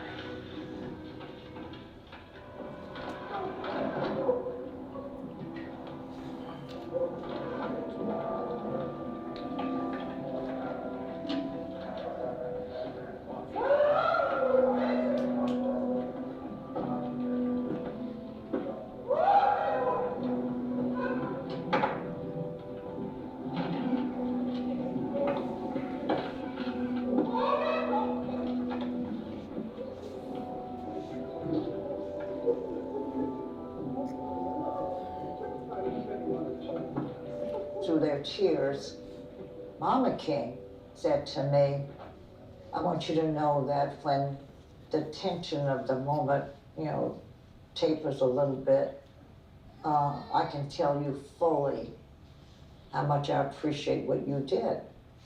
I said, what I do? She said, well, you told Martin what I said, that I wanted him to spend more time with me. She said, he called me, and she thinks that she was one of the last persons he talked to. And she said, I know I'm gonna feel good about that one of these days.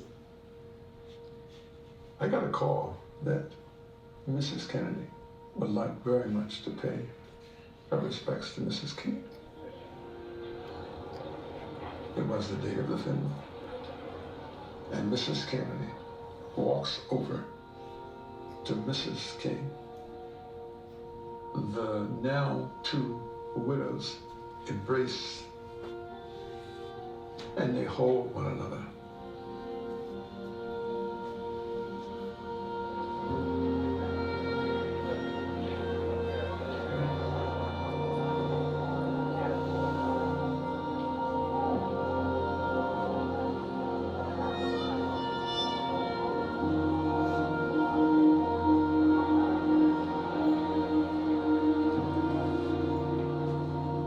I was on my way to the funeral, and I had to pass the office, and the office door was open, our SCLC office, and people were bringing things out of there.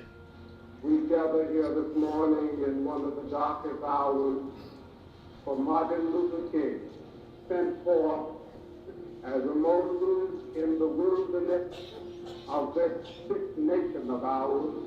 I went across the street over there, and sure enough, it was a test of my nonviolence. These people were taking things off the wall and off the desk and everything else, and I had to calm them down because they were frantic and they were wailing and moaning and groaning. So they're not like thieves. They were people who had felt they had lost Martin Luther King, and they were just trying to find something they could hold on to that Martin Luther King perhaps had touched. But I missed the funeral. I got there in time to see Robert Kennedy and some others come out of the church, but the wagon had, gone off.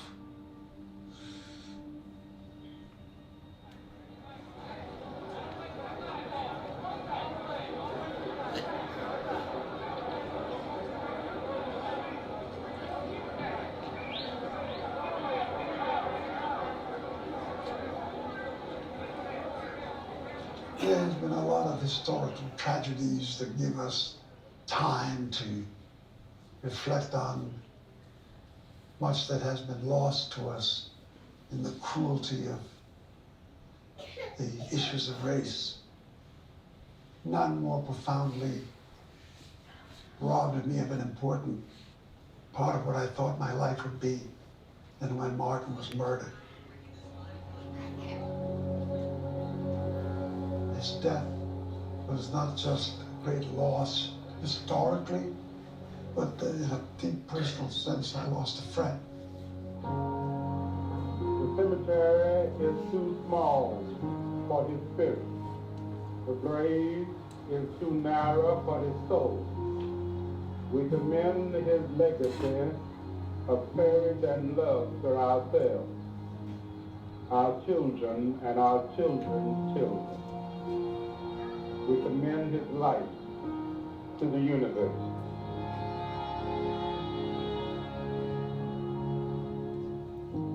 My first reaction was to be mad with him. You got us in all this hell, now you're going to heaven, leaving us in hell.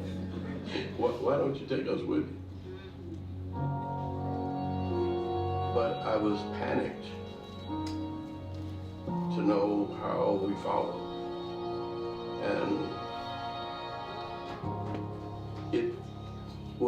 we were not able to stay together without him. And the movement began to fragment.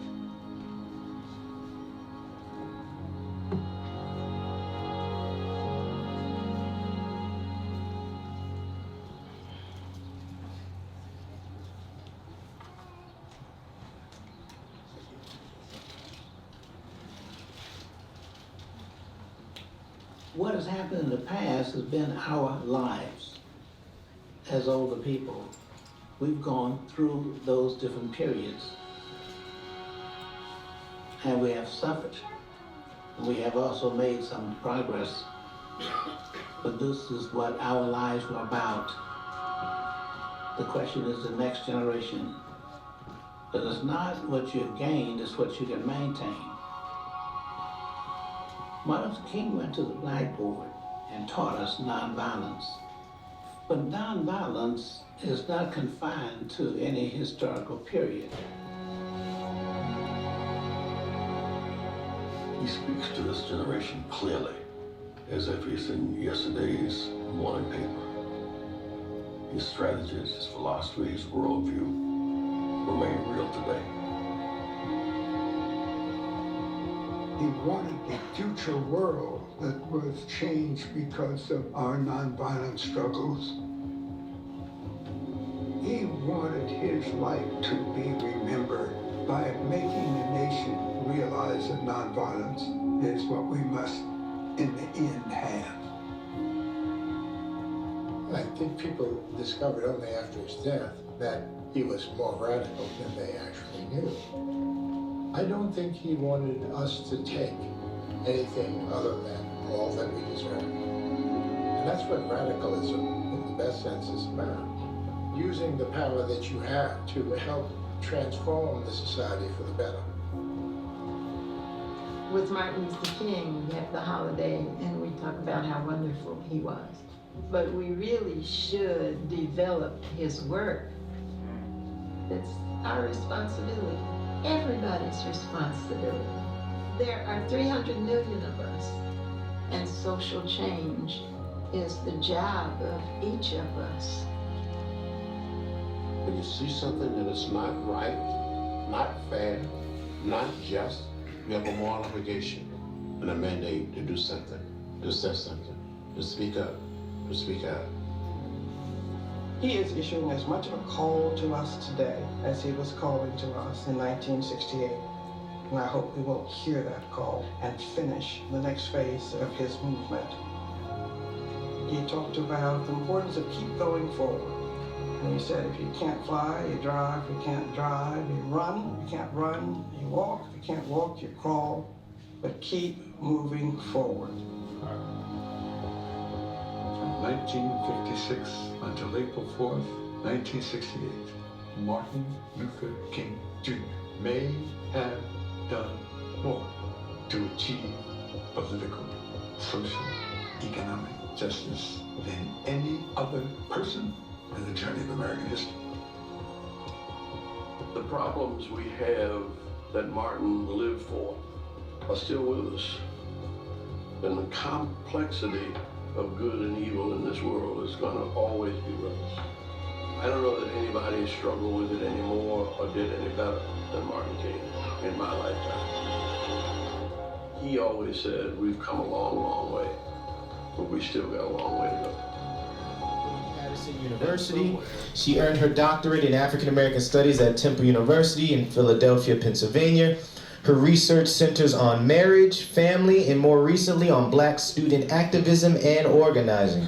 In addition to her role as a faculty member, she serves as an advisor to the Black Student Union and Sisters for Awareness, Black Leadership and Equality, and as the coordinator for the Social Justice Project, a resource for the William Patterson University faculty teaching courses on race, gender, and sexuality. Let us welcome to the stage Dr. Danielle Wallace. Let's give her a hand clap as she makes her way to the stage.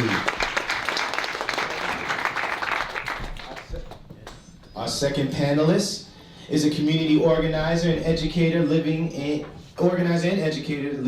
New Jersey. He has served in diverse K-8 settings as a teacher and curriculum developer.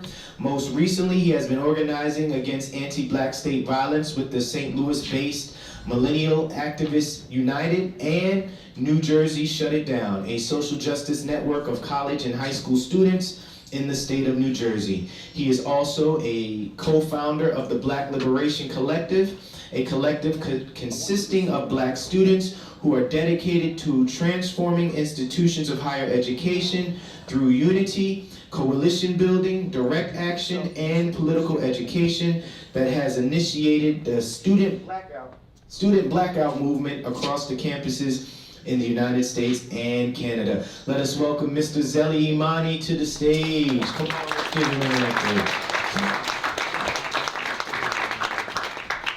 And our third panelist, Mr. Imani, we're gonna ask if our third panelist can sit in the middle because she is part of the rites of passage. I don't need this, do I? This rites of passage, the rites of passage, Bud's Umoja Rites of Passage program. Let us welcome Miss Janaea Smith to the stage.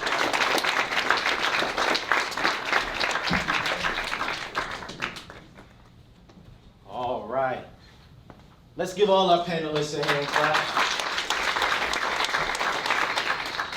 And it's this portion of the program where I just want to ask our panelists a few questions in regards to the video we just watched, and also after they give their synopsis and their answers, we're going to take a few questions and answers. All right? Is that coming from the... No. All right. It's coming standing in front of the monitor. Oh, okay. Can y'all see me now? Check this out.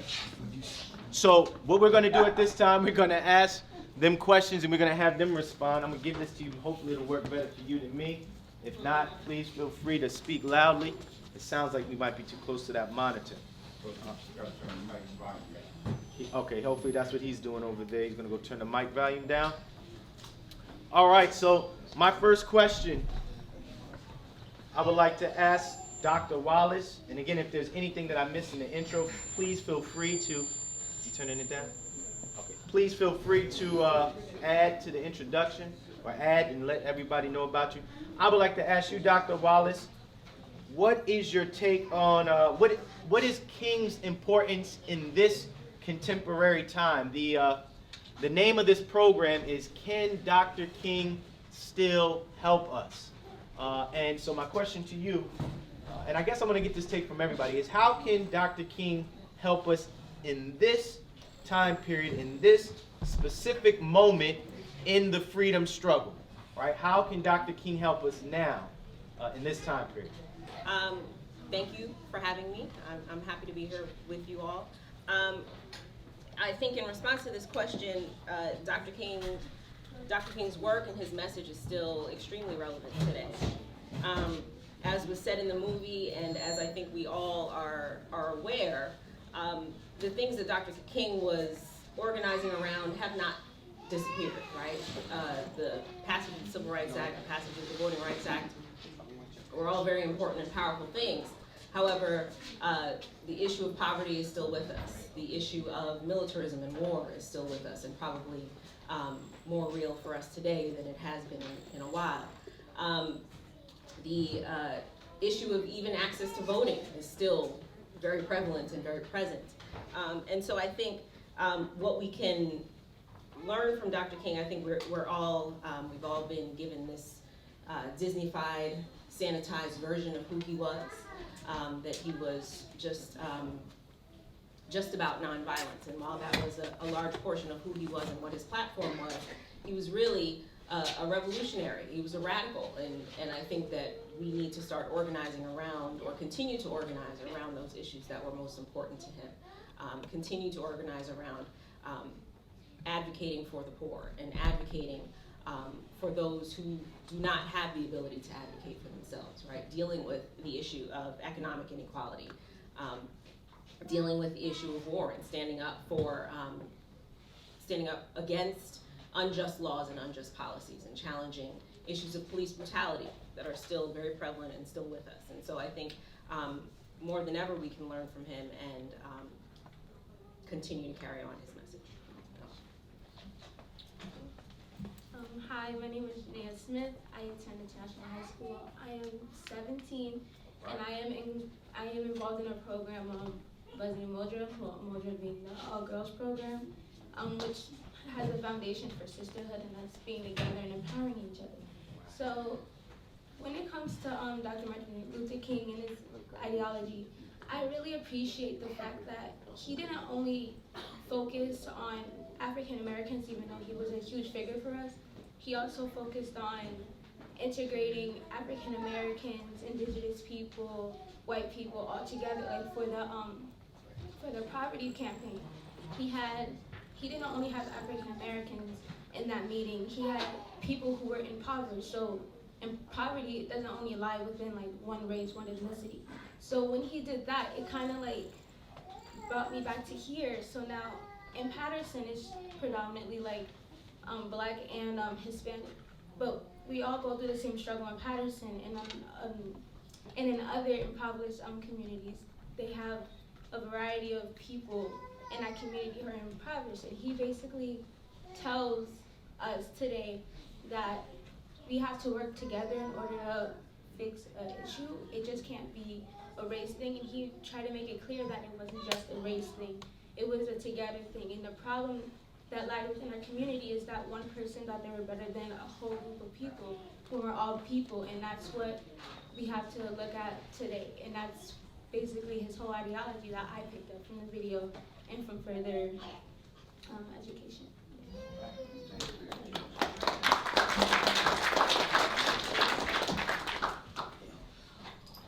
For me, watching that documentary was so powerful. A few times I even, was emotional watching it.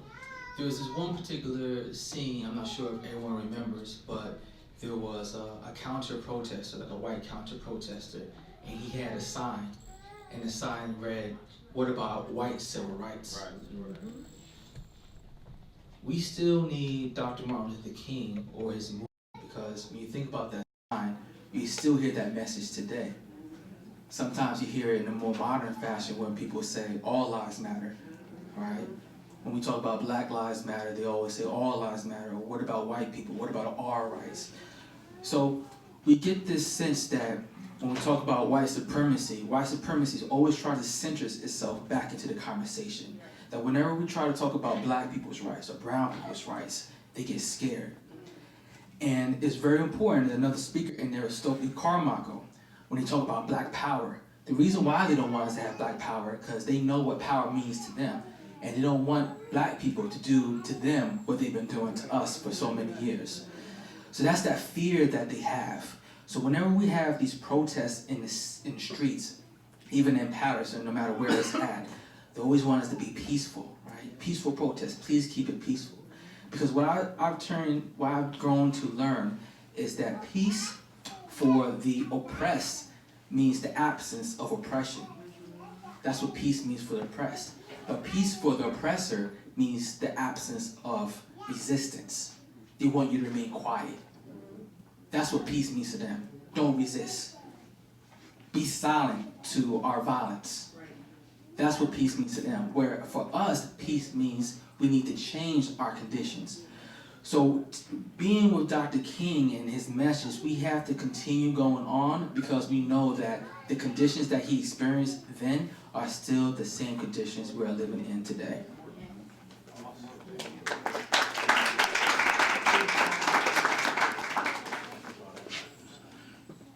All right, so the next question, and I want to start with Ms. Smith. I'm going to start with you, all right? What is some work that you're doing or some work that you're a part of right now that you think helps contribute to the movement and the legacy and the life of Dr. Martin Luther King? Alright, so like I said, I was involved in the Moja, which is a sisterhood, and we don't only like empower each other, we also try to go out and empower other people and teach them about their history and who they are as a person. So I actually work with Project Hope with Miss Carrie in the back over there, yes. I work with her, and what we did was we actually, over the summer, we did like a 6-week program that's actually taking the whole year now. And we basically had to pinpoint problems we seen in Patterson. And one of the problems that my group saw was drug abuse and drug exposure. And we wanted to kind of put a stop to that for the youth because a lot of people, including like myself, are exposed to that when we walk from school. We see, I don't want to say crackheads, you see addicts out there, and they're just like, doing the thing, just walking around asking kids for money in front of schools. And seeing that is just, it kind of hurts me, because my brother and I, we used to live by River Street. And River Street, they used to have like this club, and people will go in front of our houses, and it'll be hard for us to we'll get scared to go in front of the house, to get into our own house, because there's people out there who's drugged, and it kind of hurts. So our whole goal was to get kids off the streets and out of that portion of the community, and to put them into sports. So because I'm also connecting with this program called Cougars, and they're a football team, but they want to expand it to different clubs and different other outlets instead of being out in the streets. So it's to take kids from the streets and into programs, and I wanted to integrate that with education, so we don't only put them in sports, but we teach them about themselves, we tutor them. And I feel like Dr. King would be really proud of that, because I know for a fact that he's seen these problems in different communities, different areas, and he actually spoke to children about education and how important it was, especially in that speech when he talks about what is your blueprint.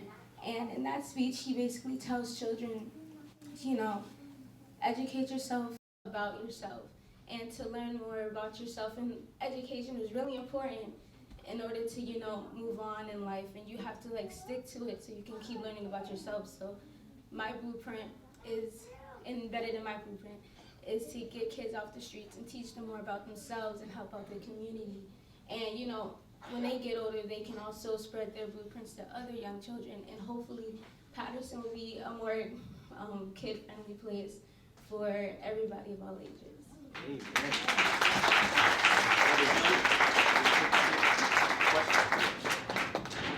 So there's a couple different things that I'm involved with as an organizer. One, I'm a part of Black Lives Matter Patterson. And watching that documentary, for those that are not aware, they talked about the different uprisings that occurred all across the country. We talked about the Watts riots and the Newark riots. And a lot of those riots, those urban riots, started because of police brutality. Someone was shot and killed, a black person, a black man was shot and killed by a police officer. And 50 years later, the same thing is still going on. The same thing's still going on. And if you go back to those times, the same things that we were talking about were the same things we're talking about. They keep talking about the same conversation about we need to rebuild trust with the black community and the police officers. But my message is always that how can you rebuild trust with something that you never trusted with in the first place? So it's a long road and many different steps that we have to take, because when you have that message of Dr. King with nonviolence, it's not about just nonviolence as us, as the oppressed, but nonviolence on the oppressor as well. They need to be nonviolent. Not just us, but they need to be nonviolent. So the police need to be nonviolent. The military needs to be nonviolent. And all these systems that are hurting us and traumatizing us and oppressing us, they need to be removed, not us. We're the people, and we need to be more in control. So in Patterson, I was involved in a lot of different protests, specifically last year with the death of Jameek Lowry. Raise your hand if you remember the young man named Jameek Lowry. He was a young black man who went to the Patterson Police Department, begging for help, and he was on Facebook Live. And we know that the ambulance was called and that he was assaulted inside that ambulance. And by the time he went to the hospital, he arrived dead, right? And nobody was held accountable for his death. Nobody. The only people who was held accountable in all those protests was myself and someone else who were arrested during a peaceful protest. Actually, next week, I'm having my trial for that protest. A year later, I'm having a trial because of him being involved in a peaceful protest. So the struggle continues, and the struggle remains until we get the justice, not just for Jameek, but for everybody who has been oppressed by this brutal system we know as white supremacy in this country.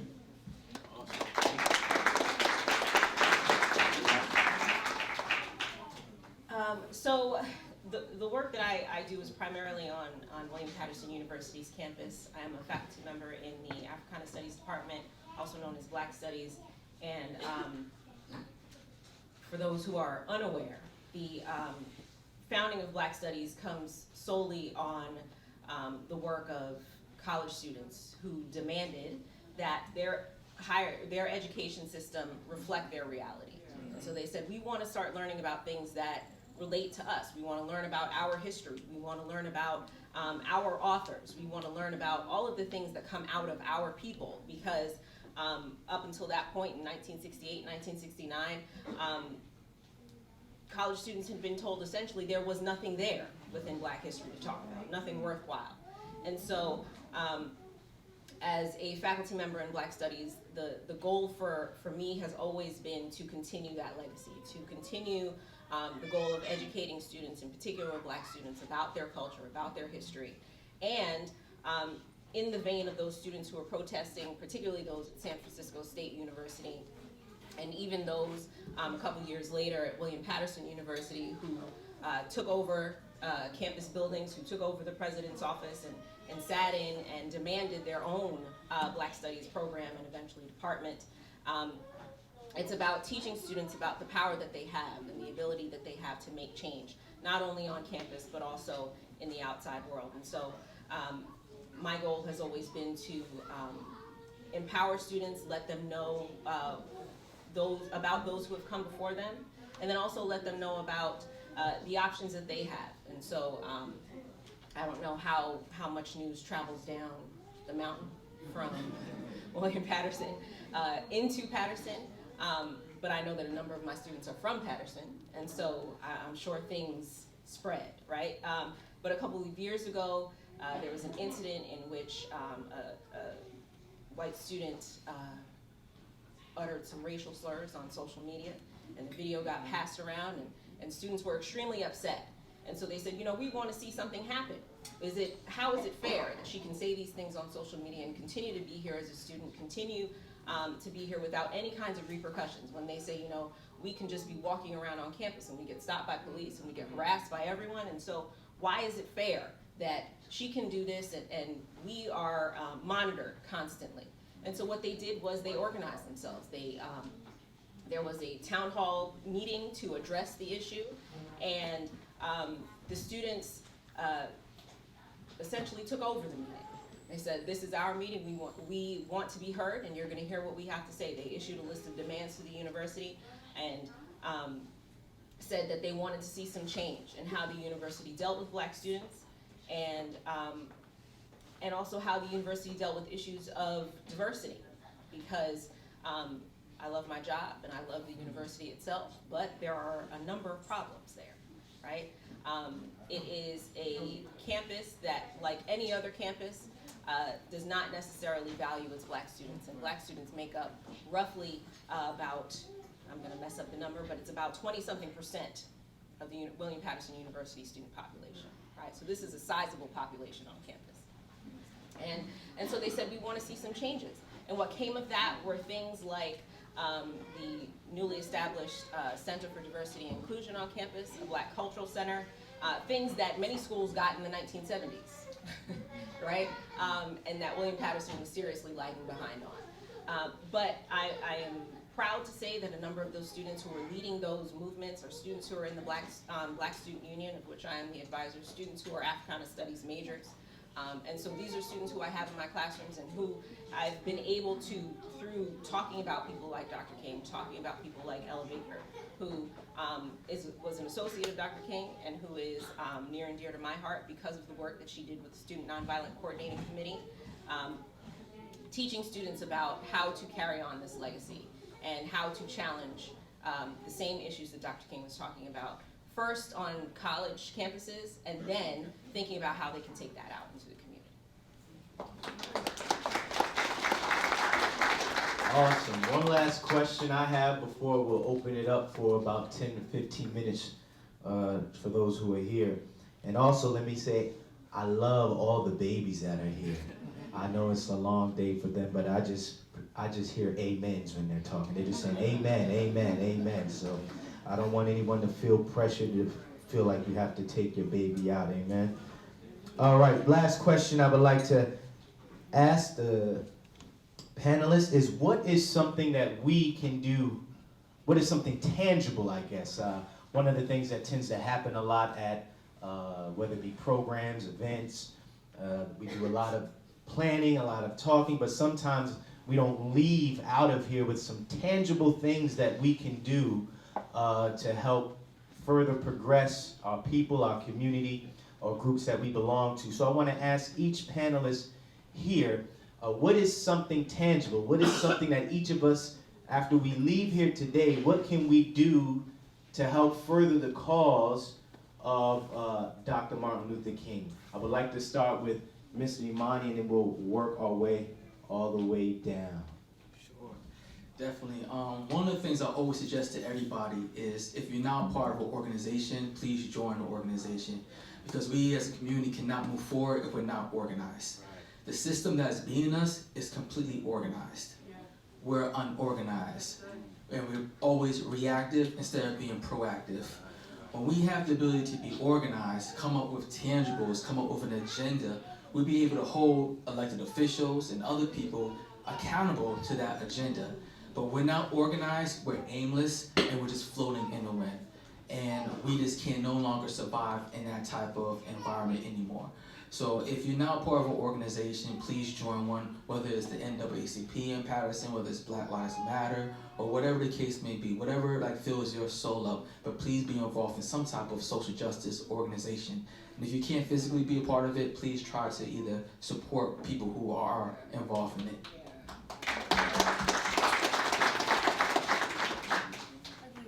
So I totally agree with you. I think that's really great to be in different organizations, so each other can educate ourselves on the matter, and also work together to try to come up with a solution. I also think to add on to that, when you go home, try to educate yourself more on Black history in itself and MLK's ideology. Try to better understand it. So I know that a lot of us, this is our first time watching this documentary, and we got a lot out of it, but I'm pretty sure there's so much more to it than just what we've seen. And I think that is really important to educate ourselves on these different types of issues in history, because I actually talked to some people. They said that they're not really into the history of African Americans. They kind of just want to get to solve the problem at hand. So they want to solve it as it is right now. But I feel like in order to understand a situation, in order to solve a problem, is you have to know the backstory of how it happened and how you can fix it from there.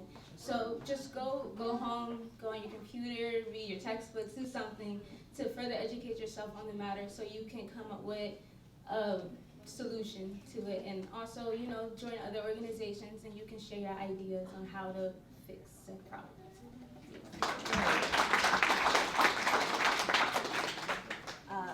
I am in complete agreement with my co-panelists that grassroots community organizing is extremely important, right? Joining an organization and kind of getting boots on the ground, as it were. Education is also important. I think it's also important to exercise our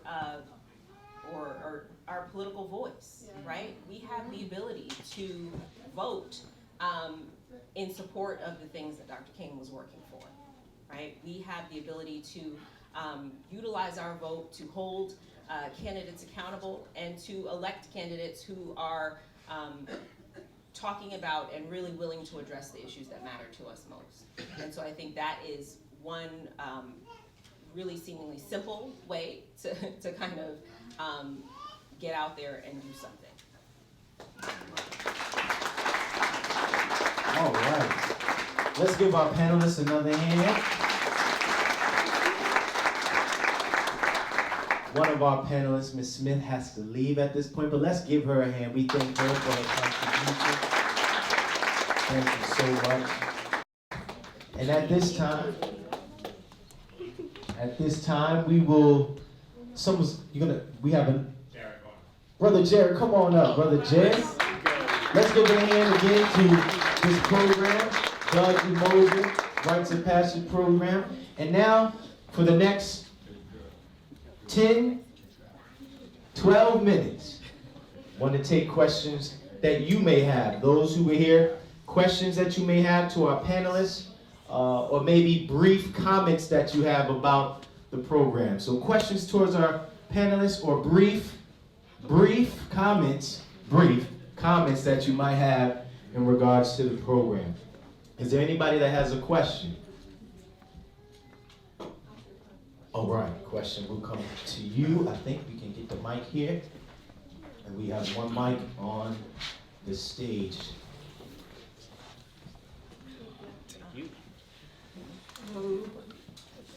Hello, panelists. Thank you for your information. I was having a chat with my son yesterday, and I thought about the power that our children right now in the millennium has. And I thought about how we're always excited that they're graduating from 12th grade. And I was thinking, I hope they're as excited for graduating 12th grade and going off to college. And I hope they know how much power they're going to really have at 18, at the voting age. And so I was kind of wondering if there is an educational piece that we can do specifically for our children that are coming of age. I know we celebrate Sweet 16, and it's like a really big party, and we celebrate proms, and it costs a lot of money. But I think that I would like to see the celebration of the coming of voting age, like getting your license, because it is just probably more than 1 million children that will reach the age of 18 and still live to vote. And I would like to see them just consume the voting process this upcoming election, just and embrace the power that they have as not children, but coming of age, young adult. I think that's a great question. Issues that we have in this country, especially when we talk about like white supremacy, and we see the failing of our public educational system, and it's failing us in so many different ways. And we're never going to get enough funding in order to adequately educate our children. So what do we do then? Are we just going to let our children like suffer? So what we have to do is create alternative institutions to fill in those gaps. So exactly what you're saying is, if the educational system, the public education, isn't educating our kids, then we have to. That's right. We have to build our own educational institutions, alternative, with after school programs, with the summer programs, that specifically aligned in order to do that political education that you're talking about. I think recently they just signed a bill for automatic voter registration. So whenever kids now become eligible to get their license, they're also going to be automatically eligible for voting. So our kids are going to be becoming not just voting age, but also going to be registered to vote, and they're not going to be aware of the power of that voting. They're not going to be aware of the issues or who's in power and or who they have to direct their pain and their suffering or their anger towards. So we have to do a lot of political education for our kids, but I'm really hopeful because the sit-ins have not stopped.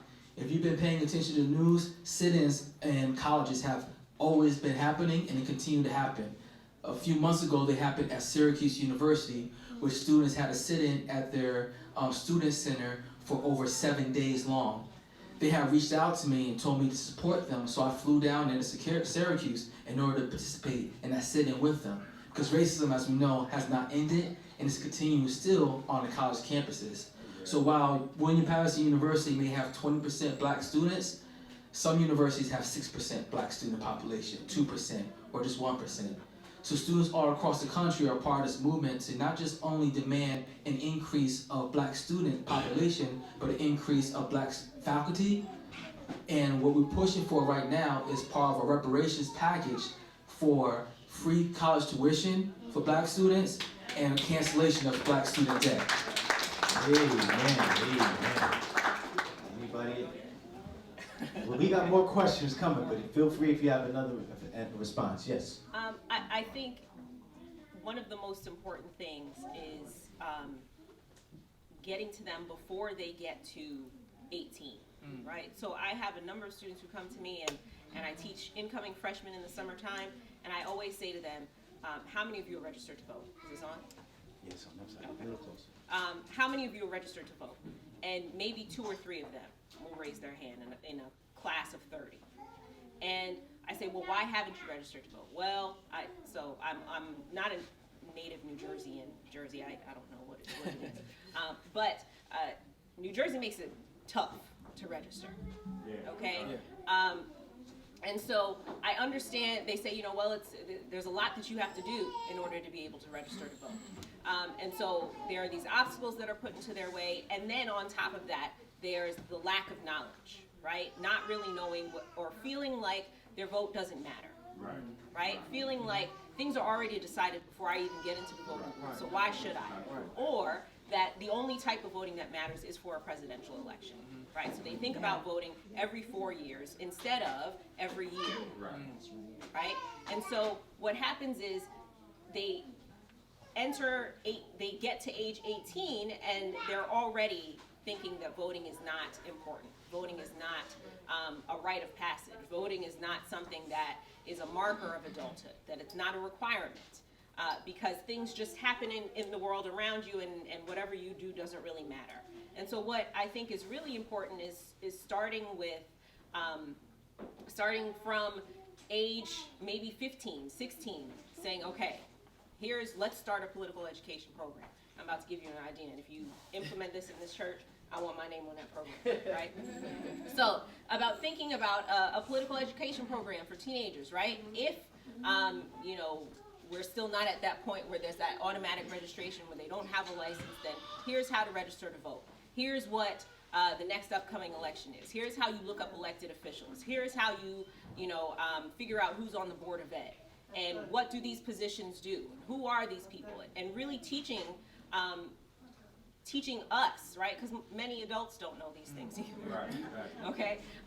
So teaching us about all of these things so that when the time comes in November or May or June, whenever, right? When the time comes to vote, we are prepared, we are armed, and we know exactly what it is that should be done so that we are able to exercise our vote in a way that really matters.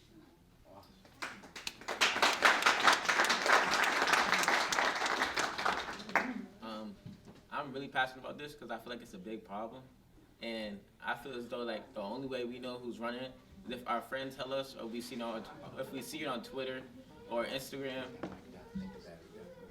or if we see it on Facebook. So I feel like we just need some kind of education before we hit 18 and we start to make our own decisions.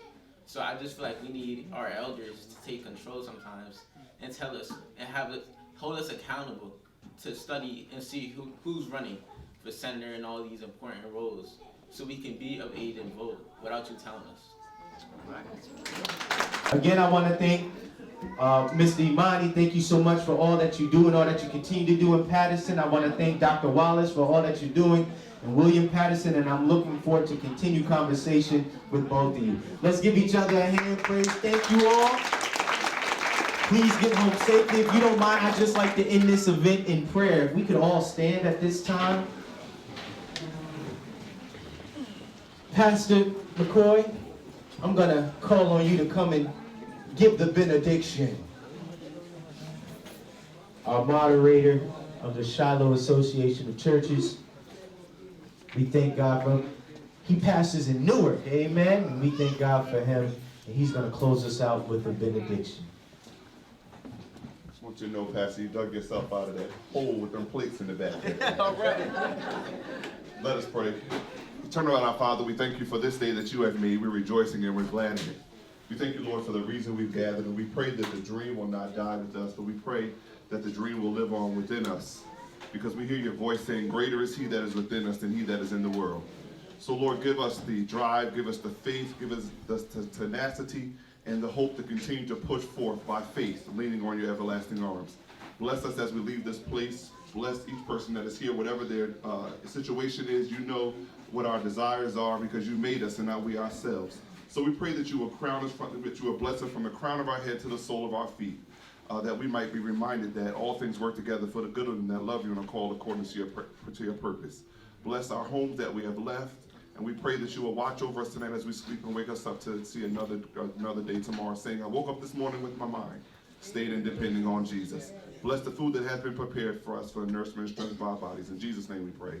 Amen. Amen. Thank you so much. Thank you so much. Get home safely. God bless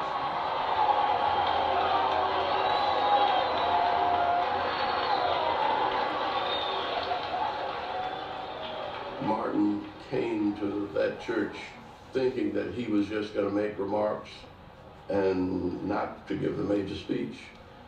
But he got up and he gave that speech as though he knew that the end was near. So I'm happy tonight. I'm not worried about anything. I'm not